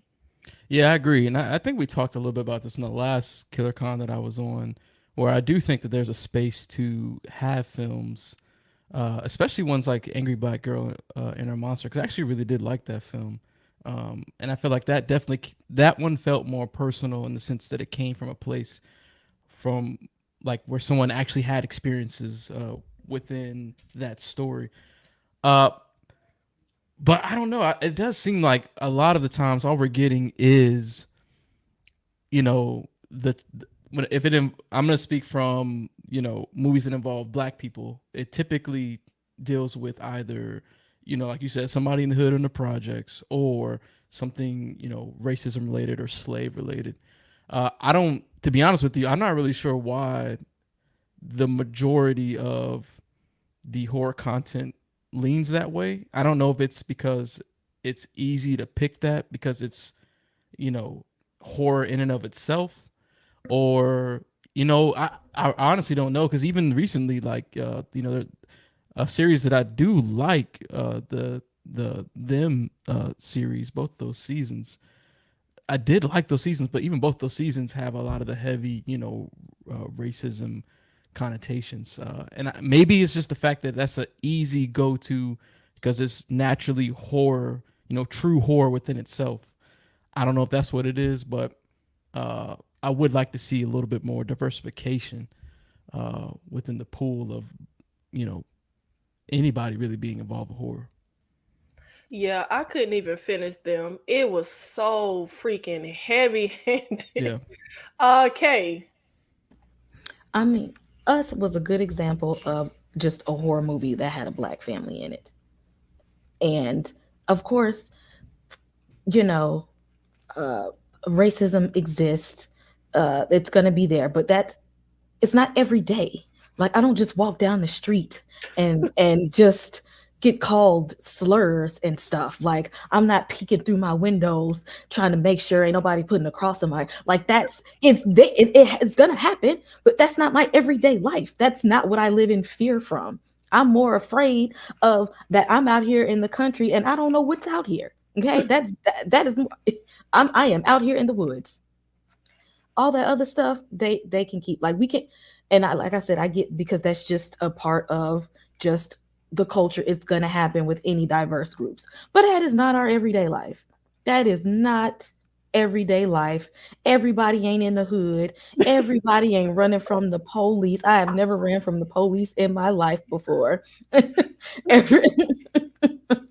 Every, everybody ain't come from a single parent broken home with one parent that do use drugs, the other one in jail. I'm like, do y'all need to like just talk to some more of us to know? Can you talk to me so I can tell you my life and just see how we can craft a horror movie in that manner? Like, can I just have like a regular horror movie like us? Like just give me more us type movies. Yeah. And it's so funny you say that. I've actually always had great experiences with cops. Do not drink and drive, but I was young and an idiot, and I was actually driving drunk. And I told the cop I was drunk, and I was like, "Yo, I live right there. Like, just let me go home." And he was white, and he let me go home. He followed me, and he let me go home. I've actually had great experiences with cops, but I wonder if like because it's going to always be about making money and the studio heads making their decisions. And it's kind of like AJ said, yes, slavery, racism in and of itself is like horrific, it's real life horror, but I wonder if they feel like I wonder, are they disconnected from the audience, or do they think the audience only wants to kind of swallow Black characters if it's a racially charged plot? I don't know. Cody, do you want to chime in? Yeah, I mean, I could say like just in general, horror loves stereotypes because it's just it's like screenwriting trappings. Like I know you guys did the video I did on the horror tropes tier list, and like it's just I think I had like 50 of those damn things, and you're like, man, like all these things just in so many of these movies just recycled elements. But yeah, it kind of the situation kind of reminds me. I don't know if you guys saw the movie American Fiction last year. It's similar to that, where I mean, I don't know. I can only speculate, but maybe some of the people that are making these decisions and greenlighting things have some kind of a weird mindset that's explored, like in that movie, where if you're going to have a Black character or a Black story, they feel like it has to have some of those elements. Like otherwise, why are we telling a Black story? And so there's just some weird disconnect there. But I mean, that's about as far as I can go from my perspective. Yeah, I agree. And it is interesting. It's kind of like, to me, when you have, y'all know I can't stand watching anything with teenagers because I feel like it's going to be those same, kind of like Thanksgiving. I hated those characters. It's going to kind of be the same cardboard cut out teenage characters. And I feel like it's kind of lazy writing. Like someone always has to get bullied. Someone always has to be a jock. And I feel like when someone's writing something like, oh, I got to throw a Black, we're going to have Black characters. What can I do with them? It's just kind of the lazy way to approach writing when they have a Black character. What did you guys think of the blackening? I loved it. And I'm not a big fan of comedy. Me and the entire theater I was in there with laughed throughout when they were like just speaking certain song lyrics like it was converse. I thought the blackening was perfect. Now I would have liked if it wasn't so predictable, because I called the killer in like 5 seconds. And I would have liked more horror. Like that's always my issue with comedy horror. And I get it's kind of like parody slasher, but I wish it was more horror. Kay, did you see the blackening? Went to the theaters to see that too. I loved it. It was hilarious to me too. Exactly. Can we just get some more movies like the blackening in Us? That's all we saying, because I was more relatable to the characters in the blackening. Like, give me somebody I can relate to. That was more me. I will say I didn't like the whole motive. Like it's about spades. Like that's Black as hell. Like spades is the why we killing everyone. Now that's a stereotype. That's Black as hell. But I did like how they tried to write. Spades do get a little serious, okay? It do get a little serious. Yeah, but I like how they tried to use it in the sense of like almost like his black card. You know what I'm trying to say? Like they spun it in a way where I felt like I could see where they were going in the context of modern society when people talk about, oh, like, I'm gonna take your black card because you don't know XYZ. So I Yeah. did like how they kind of wrote that. But yeah, I agree with y'all. Like the blackening, I think had I would like just very normal characters that you could relate to. And I did like that. I did like the movie. I do wish, like you, Nikki, I do wish it had a little bit more horror, but I do feel like a good portion of the jokes landed. I went to the theater to watch it, and I had a pretty large crowd, and everyone seemed to enjoy it.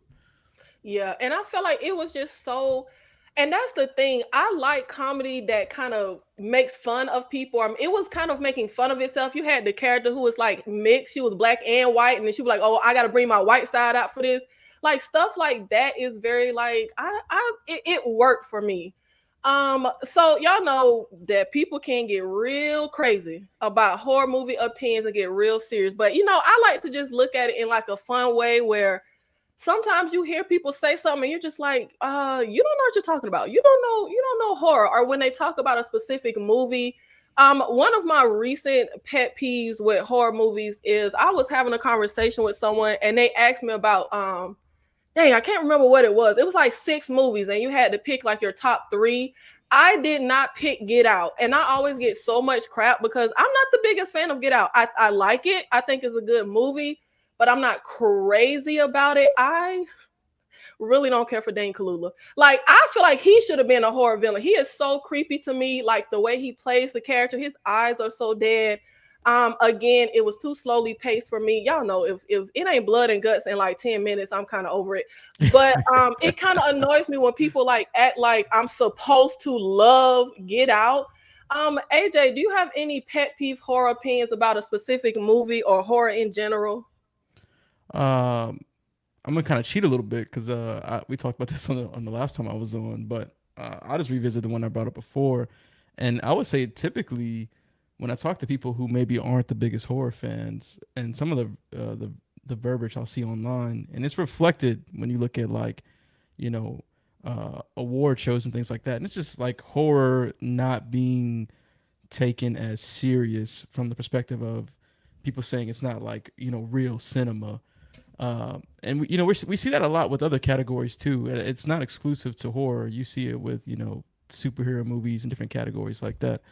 But I think that's my biggest pet peeve is people not looking at horror as, hey, this is real cinema. There is some great films within the genre that I would argue at the level of all these other films that win all these different awards from all the different categories. It doesn't matter, VFX, writing, whatever the case may be. That's kind of my biggest pet peeve. I want horror to be seen at that level of everything else. I always hate when people, this isn't fine cinema. It's not real cinema. That is so Yeah. lame to me. I see a few black people in the comments saying they don't know how to play spades. Give me a black card. If you don't know how to play spades and you black, get the hell out of here. Just let me see. Kay, Let me look at it real quick. I learned how to play spades as like a kid. Exactly. I was like 5 or 6 years old playing spades. So if you don't, I just let me see what your black card look like. Right. Pull it out. So yes, they become villains right there. Pet peeve horror opinions. I hate that a lot of people who are not into horror assume that people who watch horror are like believers of the occult or supernatural or devil worshippers or something. Like like my mom is a big horror fan, so I didn't know that this existed until I got older and was out and especially black people in the South are like, oh, we can't watch that movie. That's that's the devil and we can't do that and we don't dress up on Halloween and we don't do trick or treating and we can't. That's the devil. We don't do that demon stuff. I even had friends before tell me if like possession movie trailers came on the TV, they'll just cut the TV completely off because they don't want nothing coming through the TV screen and transmit. I'm like, girl, you lived my life. It's craziness.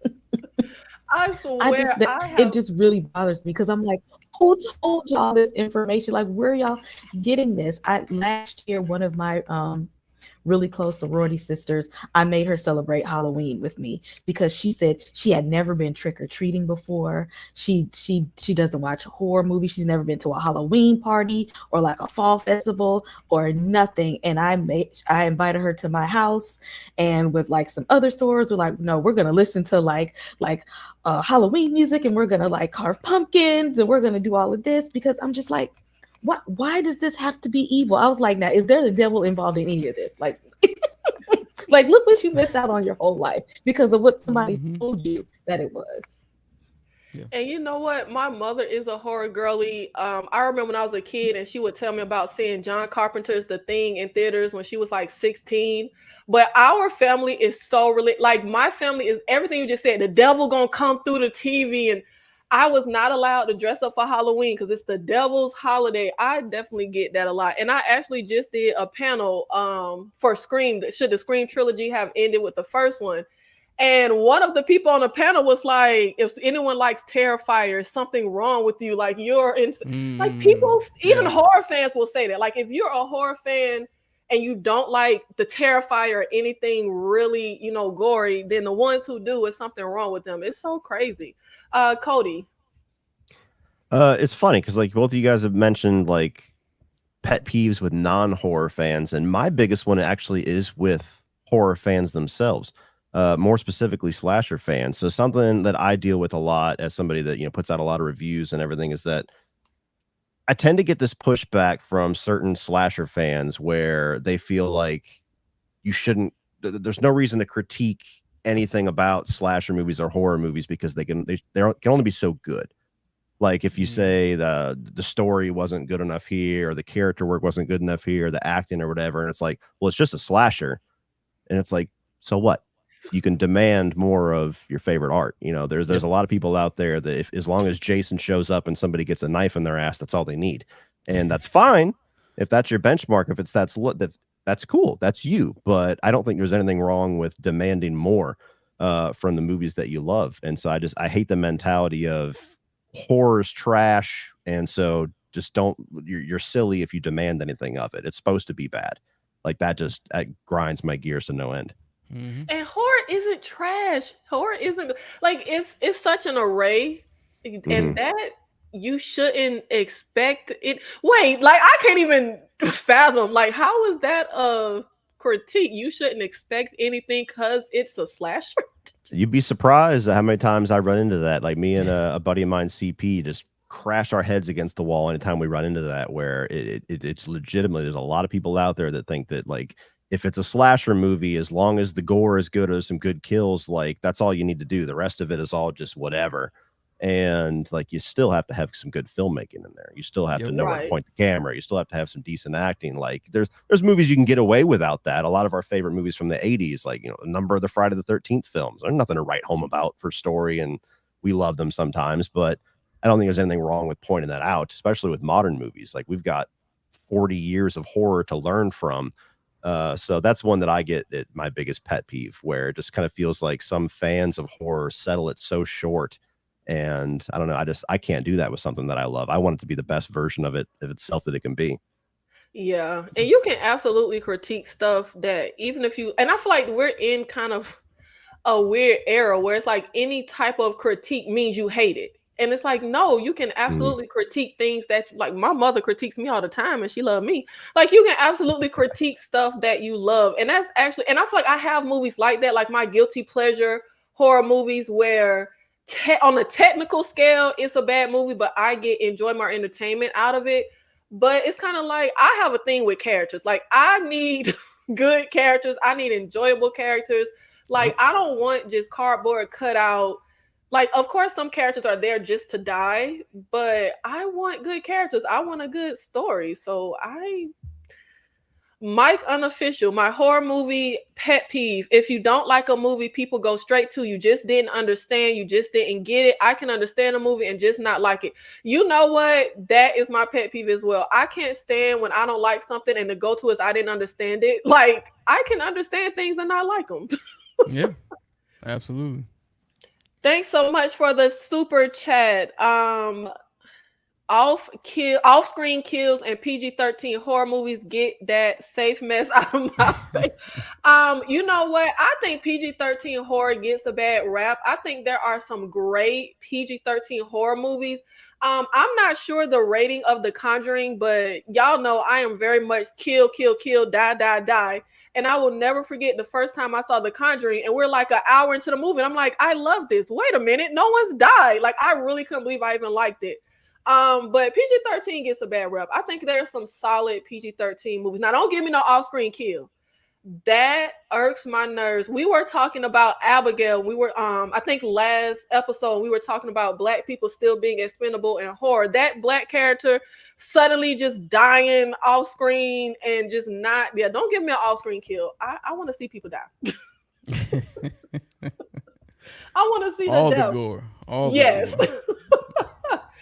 Why horror filmmakers don't play on men's sexual fears. Now, we got into this on a few episodes ago, where I actually just learned that when they created the original Alien, it was because the filmmaker, he wanted to play against certain tropes that were going on. And I didn't know Ellen Ripley was originally supposed to be a man, but they wanted to change things up, and the xenomorph was supposed to be a representation of men being SA'd, where, they force, into the guy's mouth, and they end up, procreating and bursting out of his chest. And, that's one way of looking at SA against men. And I hate SA in horror movies, especially like a graphic scene. And the pushback I always get is, well, SA is horrific, so it should be there. So my whole thing is always, well, if that's the case, why is it never depicted against men? Like, why do horror filmmakers never show, SA against men? What do you think, Cody? Because that's no fun. No, I'm just kidding. I mean, look, in general, I don't know. I'm not really a fan of SA in my movies whatsoever. Like, that's one of my least favorite elements to horror. I mean, you got things like I Spit on Your Grave and Last House on the Left. Those movies just do nothing for me. Why don't they do it more? I mean, I think it's just because the entire conversation itself, when you talk about SA, is pretty dominated by man on female SA. You don't really hear too much about men being assaulted, or at least they don't come forward much. So I think that just kind of reflects in movies. It's just not a big part of that conversation. Yeah, and I feel like the first thing you said was actually what I think were that's no fun, because it's like I Spit on Your Grave. It's written by men, it's directed by men. The woman on the cover, that's very sexualized to me. Like, her clothes are ripped, you can see her butt and all this stuff. Mm-hmm. And just when I have seen like a sexual assault scene or something like that happening in a movie, it does feel like it's depicted in an erotic way. And it's like, this is kind of tantalizing. And I'm like, this is sick. Like, why are y'all filming this in like a tantalizing way? But I feel like it is that. Like, it's not fun. Like, we don't want to see this happening to a man. Like, we want to kind of. That might be the case. I mean, that's some sick individuals, but I don't know. I just like I don't get anything from them. It's weird. Like, even when I try to discuss it, I can't exactly put the words. Like, I can watch Terrifier movies. I could see people get split in half and blood and gut. Doesn't bother me whatsoever. But you start diving into stuff like this, and something about it's just, I don't know. There's just no form of entertainment value to be had there. Even on the revenge side of it, like, I've already kind of lost. So I don't know. I'm not a good person to speak on this, because I mean the whole subgenre as a whole lost me. Someone in the comments said, I want a storyline in porn, so why wouldn't I want a storyline in horror? Oh my God. Are they going to deliver the pizza? I wonder. Does anyone else want to chime in on this topic before we move forward? I mean, just to piggyback off of what Cody said, just a couple of different things. For one, and I think we've, a lot more things have come out, that there are some sick individuals within the industry. So I would imagine that a lot of the factors of why we don't see at least things happen to men more in these films, that probably has a lot to do with it, the people involved in making some of these films. And then two, and I said this on one of the last conversations that we had, is the fact that, men typically in society, especially like in the era that I grew up, I think things are starting to get a little bit better. But it's like it was always seen as like, oh, men are supposed to be strong, they can't be weak. Like, and even if they get involved in SA type situations, like they can't come forward because then you'll be seen a certain type of way. So I think that um, because of how that is in society, you don't typically see it in films.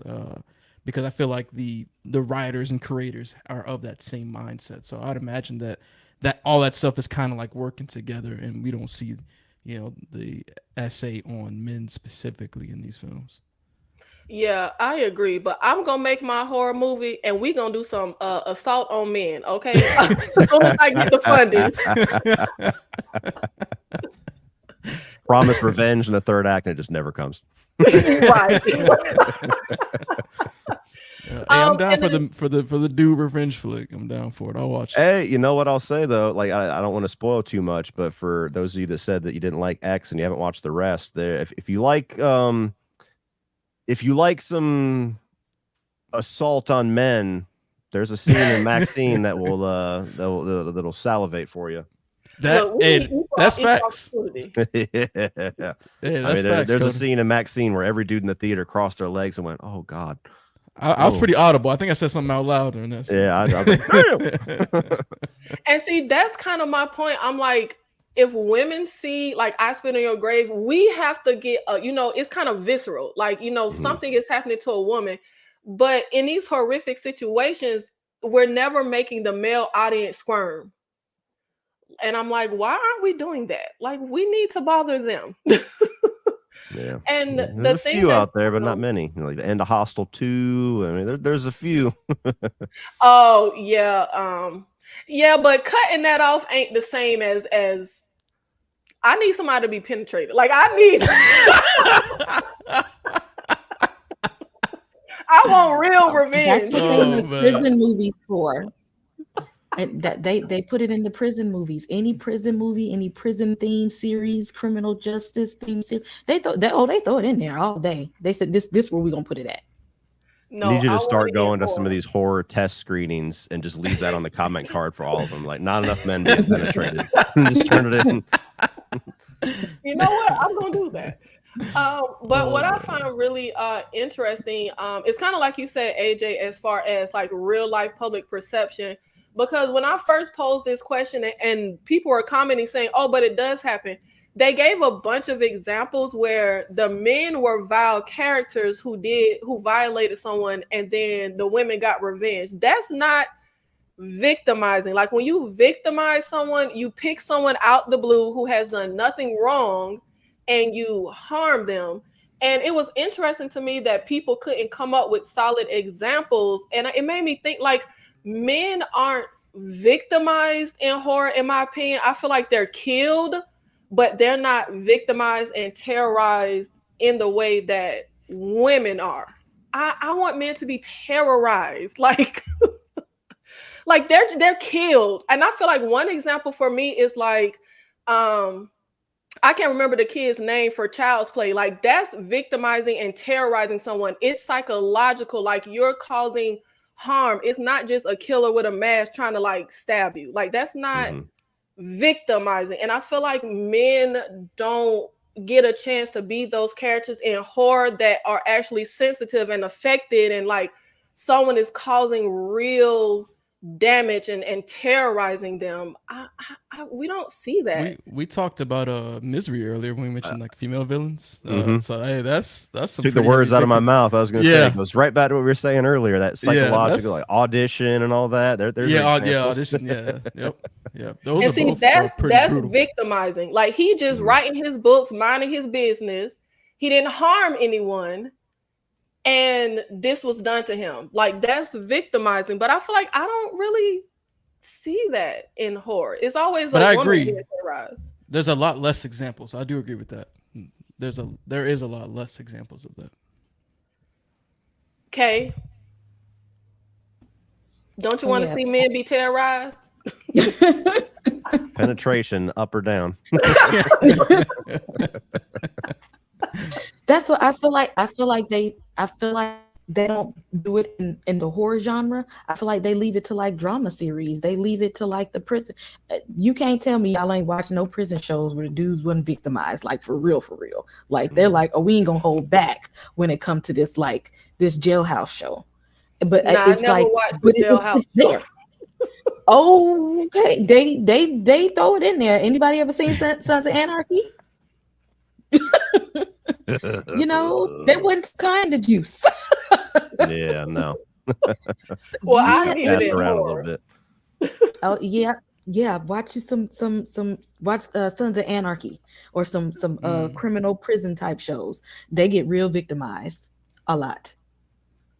I just feel like I want to see like a male Sidney Prescott, like in Scream 2 when she's kind of like upset and she's going to try to take her necklace off and the guy's talking about this is the kind of guy you like to take home to mom if you had a mom, and she's like up, like that's bothering her emotionally. Like I want to Mm. see that with a man. Like I feel like men in horror are either villain, hero, or just fodder to die. Like it's never anything of any validity to me. Or am I just ridiculous?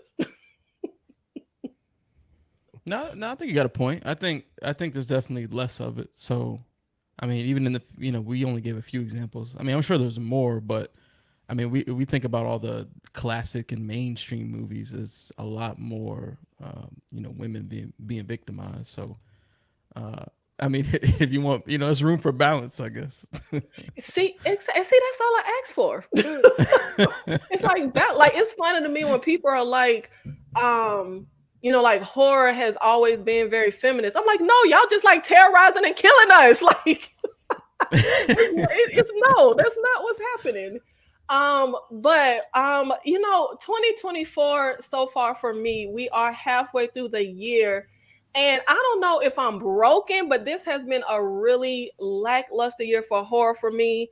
I'm hoping the second half will be a lot more promising. I still haven't seen Quiet Place though, and I really, really want to see that. But I mean, I just saw Tarot, and I actually thought Tarot was pretty solid as far as the idea. Really? Mm-mm. But again, the characters were the worst. Night Swim was terrible. Something in the Water was like everything for me this year has been like okay, terrible, all right. Nothing has really blown my mind. AJ, has 2024 been a lackluster year for horror, or am I just broken? No, I actually think it's been pretty good. I feel like I've seen a decent amount of films, horror films that I did like. Like I liked the first Omen. I liked Out of Darkness. I liked Long Legs. Um, shit, I liked Maxine. If you want to, that's if you want when it comes to like horror, but I guess I would put it in that category. There's a lot of like foreign films that I watched too. Disappear Completely on Netflix. That was a really good one. I think that was a film from out of Mexico. That was a super dope film. There's an indie film called Frogman, found footage, that I really liked as well. I mean, to me, there's been some decent films this year for 2024. So for me personally, it hasn't been lackluster.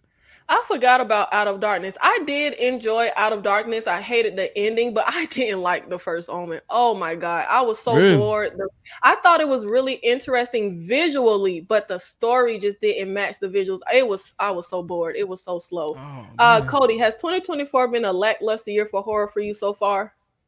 It's been a very strange year for horror because every horror movie that I've seen in 2024 has either been skyrocketed to my top 10 or all the way in my bottom 5. Nothing in the middle.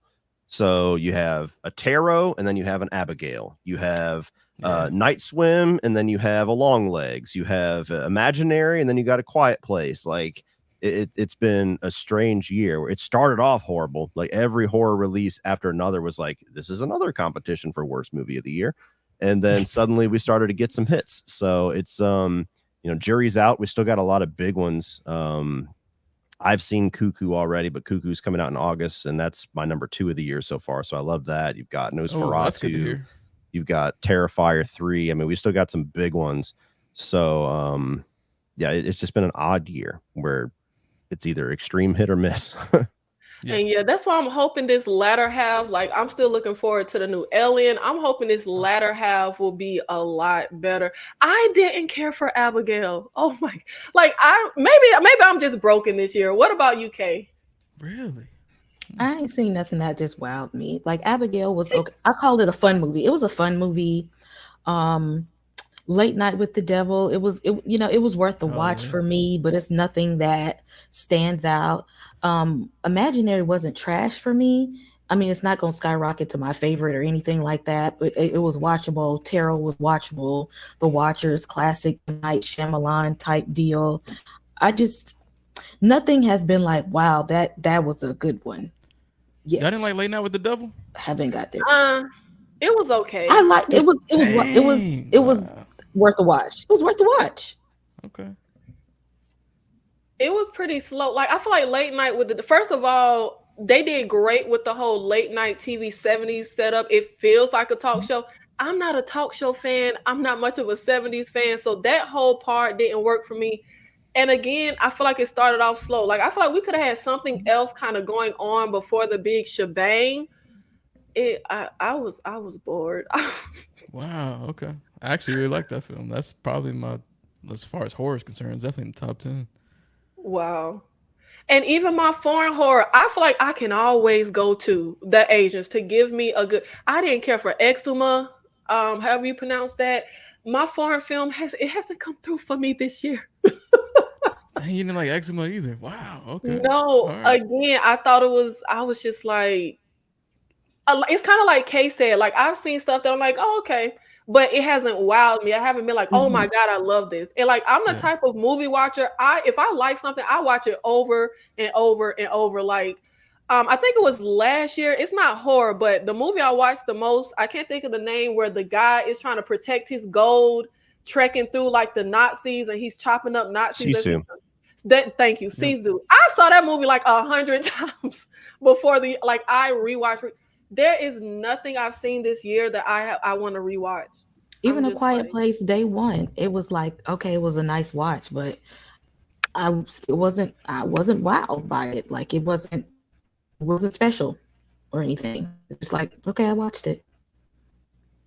yeah, nothing has been special. I do not have a top 10 at this moment. Like I do not have a top 10. No, nothing. Like Okay. not one entry.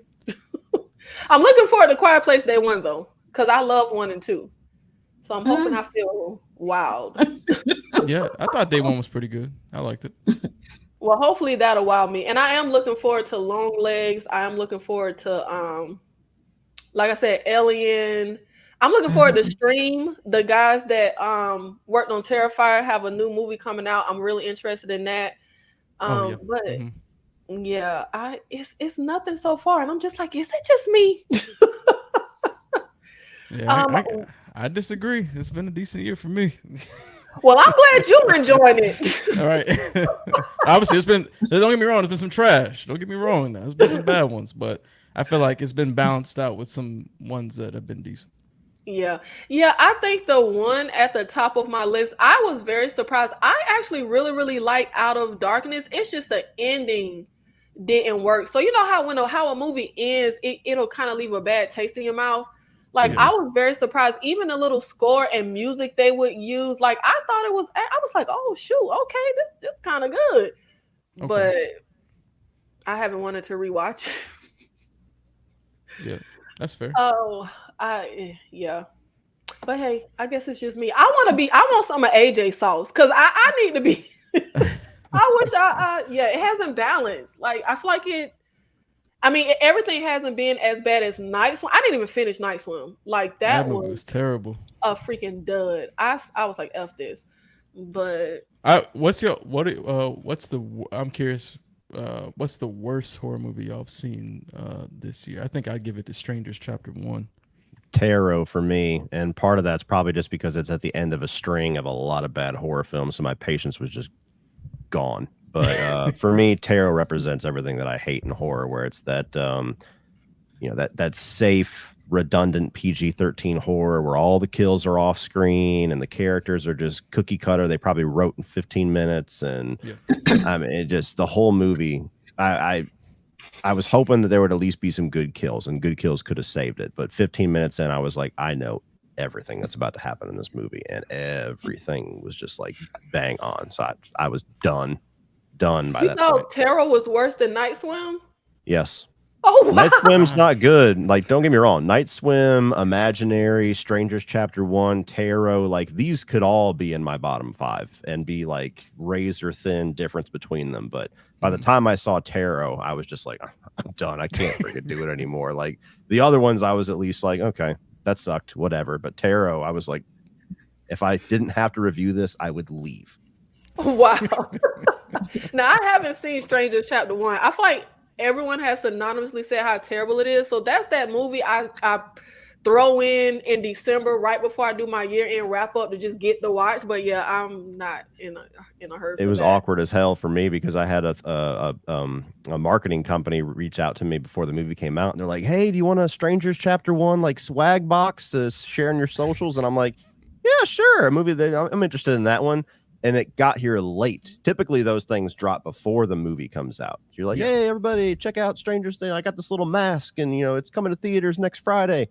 Well, the shit arrived like 2 days after I watched it, hated it, and reviewed it.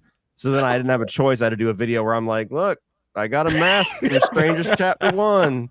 Comes out a couple days ago." It was so awkward trying to do the video, and I even messaged the guy. I'm like, "Look, I'm not going to bullshit you. I hated this fucking movie. So is it okay if I just like play coy with it?" Yeah, do what you got to do.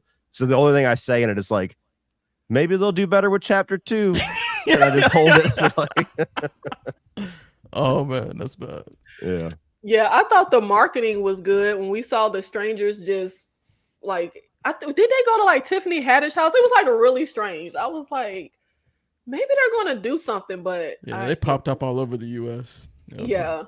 That's so funny. Hey, remember that movie I hated? I got swag, guys. Like, check it out. And as we always do, when does Ghostbusters count? Yeah, you can. It's got horror. It's like more kiddie horror, but I think it counts in some elements. I liked Afterlife more. This Frozen Empire, it was just a lot. Yeah, no, I'm with you. I really liked Afterlife, and Frozen Empire didn't do it for me. It felt like about 5 movies worth of ideas kind of squeezed together. Yeah. Mm-hmm. I liked Frozen Empire, but I do agree that Afterlife was a lot better. I have never seen Ghostbusters in my life. Really? Okay. No. Not my. Man. Well, it's crazy. When I was a kid, if anything, the second one is the best. A kid movie, I just didn't want anything to do with it. As we always do when we end our KillerCon, is we go through and ask the panel, what do we want to see more of in horror? Obviously, I want to see men get effed up. I mean, that's where I'm at right now. Kay, what do you want to see more of in horror? Like I said last week, I want to be scared. Oh, I need a horror movie that's going to scare me. I'm just like, I just watch it now, just like, oh, okay, that was fun. Like, I want to be afraid to sleep in the dark. I want to be afraid to go to the kitchen and get a bottle of water. Then I can say this was a good movie. I have not been able to do that probably since the first Conjuring movie, because that little hide and seek game got me. And so that's been a while. I haven't been scared in a while. AJ. Yeah, I actually agree with Kay. For me, it's 2 things. The first one, I do agree that I wish, or I would like to see some of these horror movies get even scarier, really lean into the terror aspect. And then 2, I would love to see, I know studios don't like to take risk when it comes to horror movies, but I would love to see them, throw like a really big budget at a horror movie and then, get someone really, a really well-known director who maybe hasn't done horror in a long time or at all. I would just be curious to see something like that happen. Cody, what do you want to see more of in horror? Freddy Krueger. Where the fuck you at, Freddy? Bullshitting around. But no, it's funny. The one thing that I've been wanting from horror for a while, we're actually kind of on the path to getting more of it. And it's been vampires and werewolves. We had that whole like Twilight stink era where nobody wanted to touch them. They were tainted. It was, there's nothing scary about them anymore. And over the last couple of years, we've had a number of vampire films specifically. Like even this year, Abigail, we got Nosferatu coming up. So I feel like vampires are pretty much back, if not coming back very soon. And werewolves, I'm kind of waiting for them, but I grew up loving those monster movies. And so I think we got Lee Winnell's Wolfman next year. Maybe that'll kick it off. I want January. Yeah, I want those classic monsters coming back. There's another werewolf movie coming out in December too, I think. I think it's called Werewolves. Yeah. Doing heavy practical effects with the werewolves. Sounds interesting. Yeah, look that Talking dirty to me. And you know what? Now that you say that, I feel like that is, I guess I'll put the men getting terrorized on the back burner because that's not going to happen no time soon. But I miss my like B-movie creature feature horror movies. Like when was the last time we got like a creature feature? I miss those movies. That's what I want to see more of in horror. But mess up the men too. But thank you guys so much for being here with me for KillerCon, where we have killer conversation. Every week we are talking horror movies. Guys, this was so fun. Thank you, AJ, for hopping on last minute when we had switch ups and then dropouts and stuff with the panel. Thank you, Cody, for showing up. Thank you, Kay. You can find everyone's link in the description. Make sure you go out and support everyone. And I'm going to give everyone the floor so you can tell everyone where they can find you and what you are working on with your channel. We will start with AJ. Well, what's up, everybody? I'm AJ. Normally, I'm joined by my wife, Christy, but we're in love with horror. You can find us on YouTube, Instagram, TikTok, Twitter. We do horror movie, TV show, and games reviews, gameplays, trailer reactions, discussions, and every Sunday we do a live horror news discussion show where we just cover all the different horror-related news that dropped over the past week. So you can join us on Sunday at 12 p.m. Eastern, 9 a.m. Pacific, live to discuss some horror news. But yeah, that's it. Thank you, AJ. Thank you so much. Kay, let everybody know where they can find you and what you have coming up. Go ahead and hit that subscribe button at Real Fifth Wall. We are talking a lot of different topics, mainly horror and superhero stuff. We are talking about The Boys, Interview with the Vampire. I just dropped a top 5 shark movies. I got a mini review for The Watchers, Tarot, A Quiet Place, Day 1. I'm live on Mondays talking about House of Dragon. So if any of those type things interest you, or if you ever need to watch a horror movie or unrated stuff, look in the short section, hit that subscribe button, and you'll always have something to watch in the horror or superhero or sci-fi genre. I think this is the first time you didn't say you were blurred.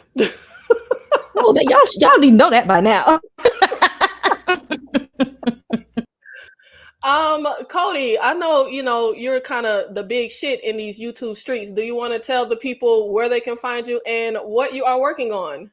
Yep. So easy to find me. My channel is the same as my name, Cody Leach. So if you search that, I should be the first, 2,000 results or so. But I do weekly reviews and rankings and things like pretty much every new release for the most part I try to cover. So I always have a focus on horror, but I talk about all genres. And as far as what I have coming up, I just dropped my Long Legs review right before we went live. I might even do some live stream talking about that movie, depending on how big the conversation is. But I also have a video planned where I did a big horror icon tier list last year where I ranked all the big horror icons, and I'm going to revisit that, but I'm going to rank them based off of survivability. So something a little fun. I try to do these little crazy tier lists here and there. So that's my next project that should be coming down the pipe in the next couple of days. Thank you. And thank you so much to all of our panelists. Thank you if you are here live and supporting us. And thank you if you are watching on the replay. If our panelists will stick around backstage, and everyone else, we will see you in the next one. Goodbye.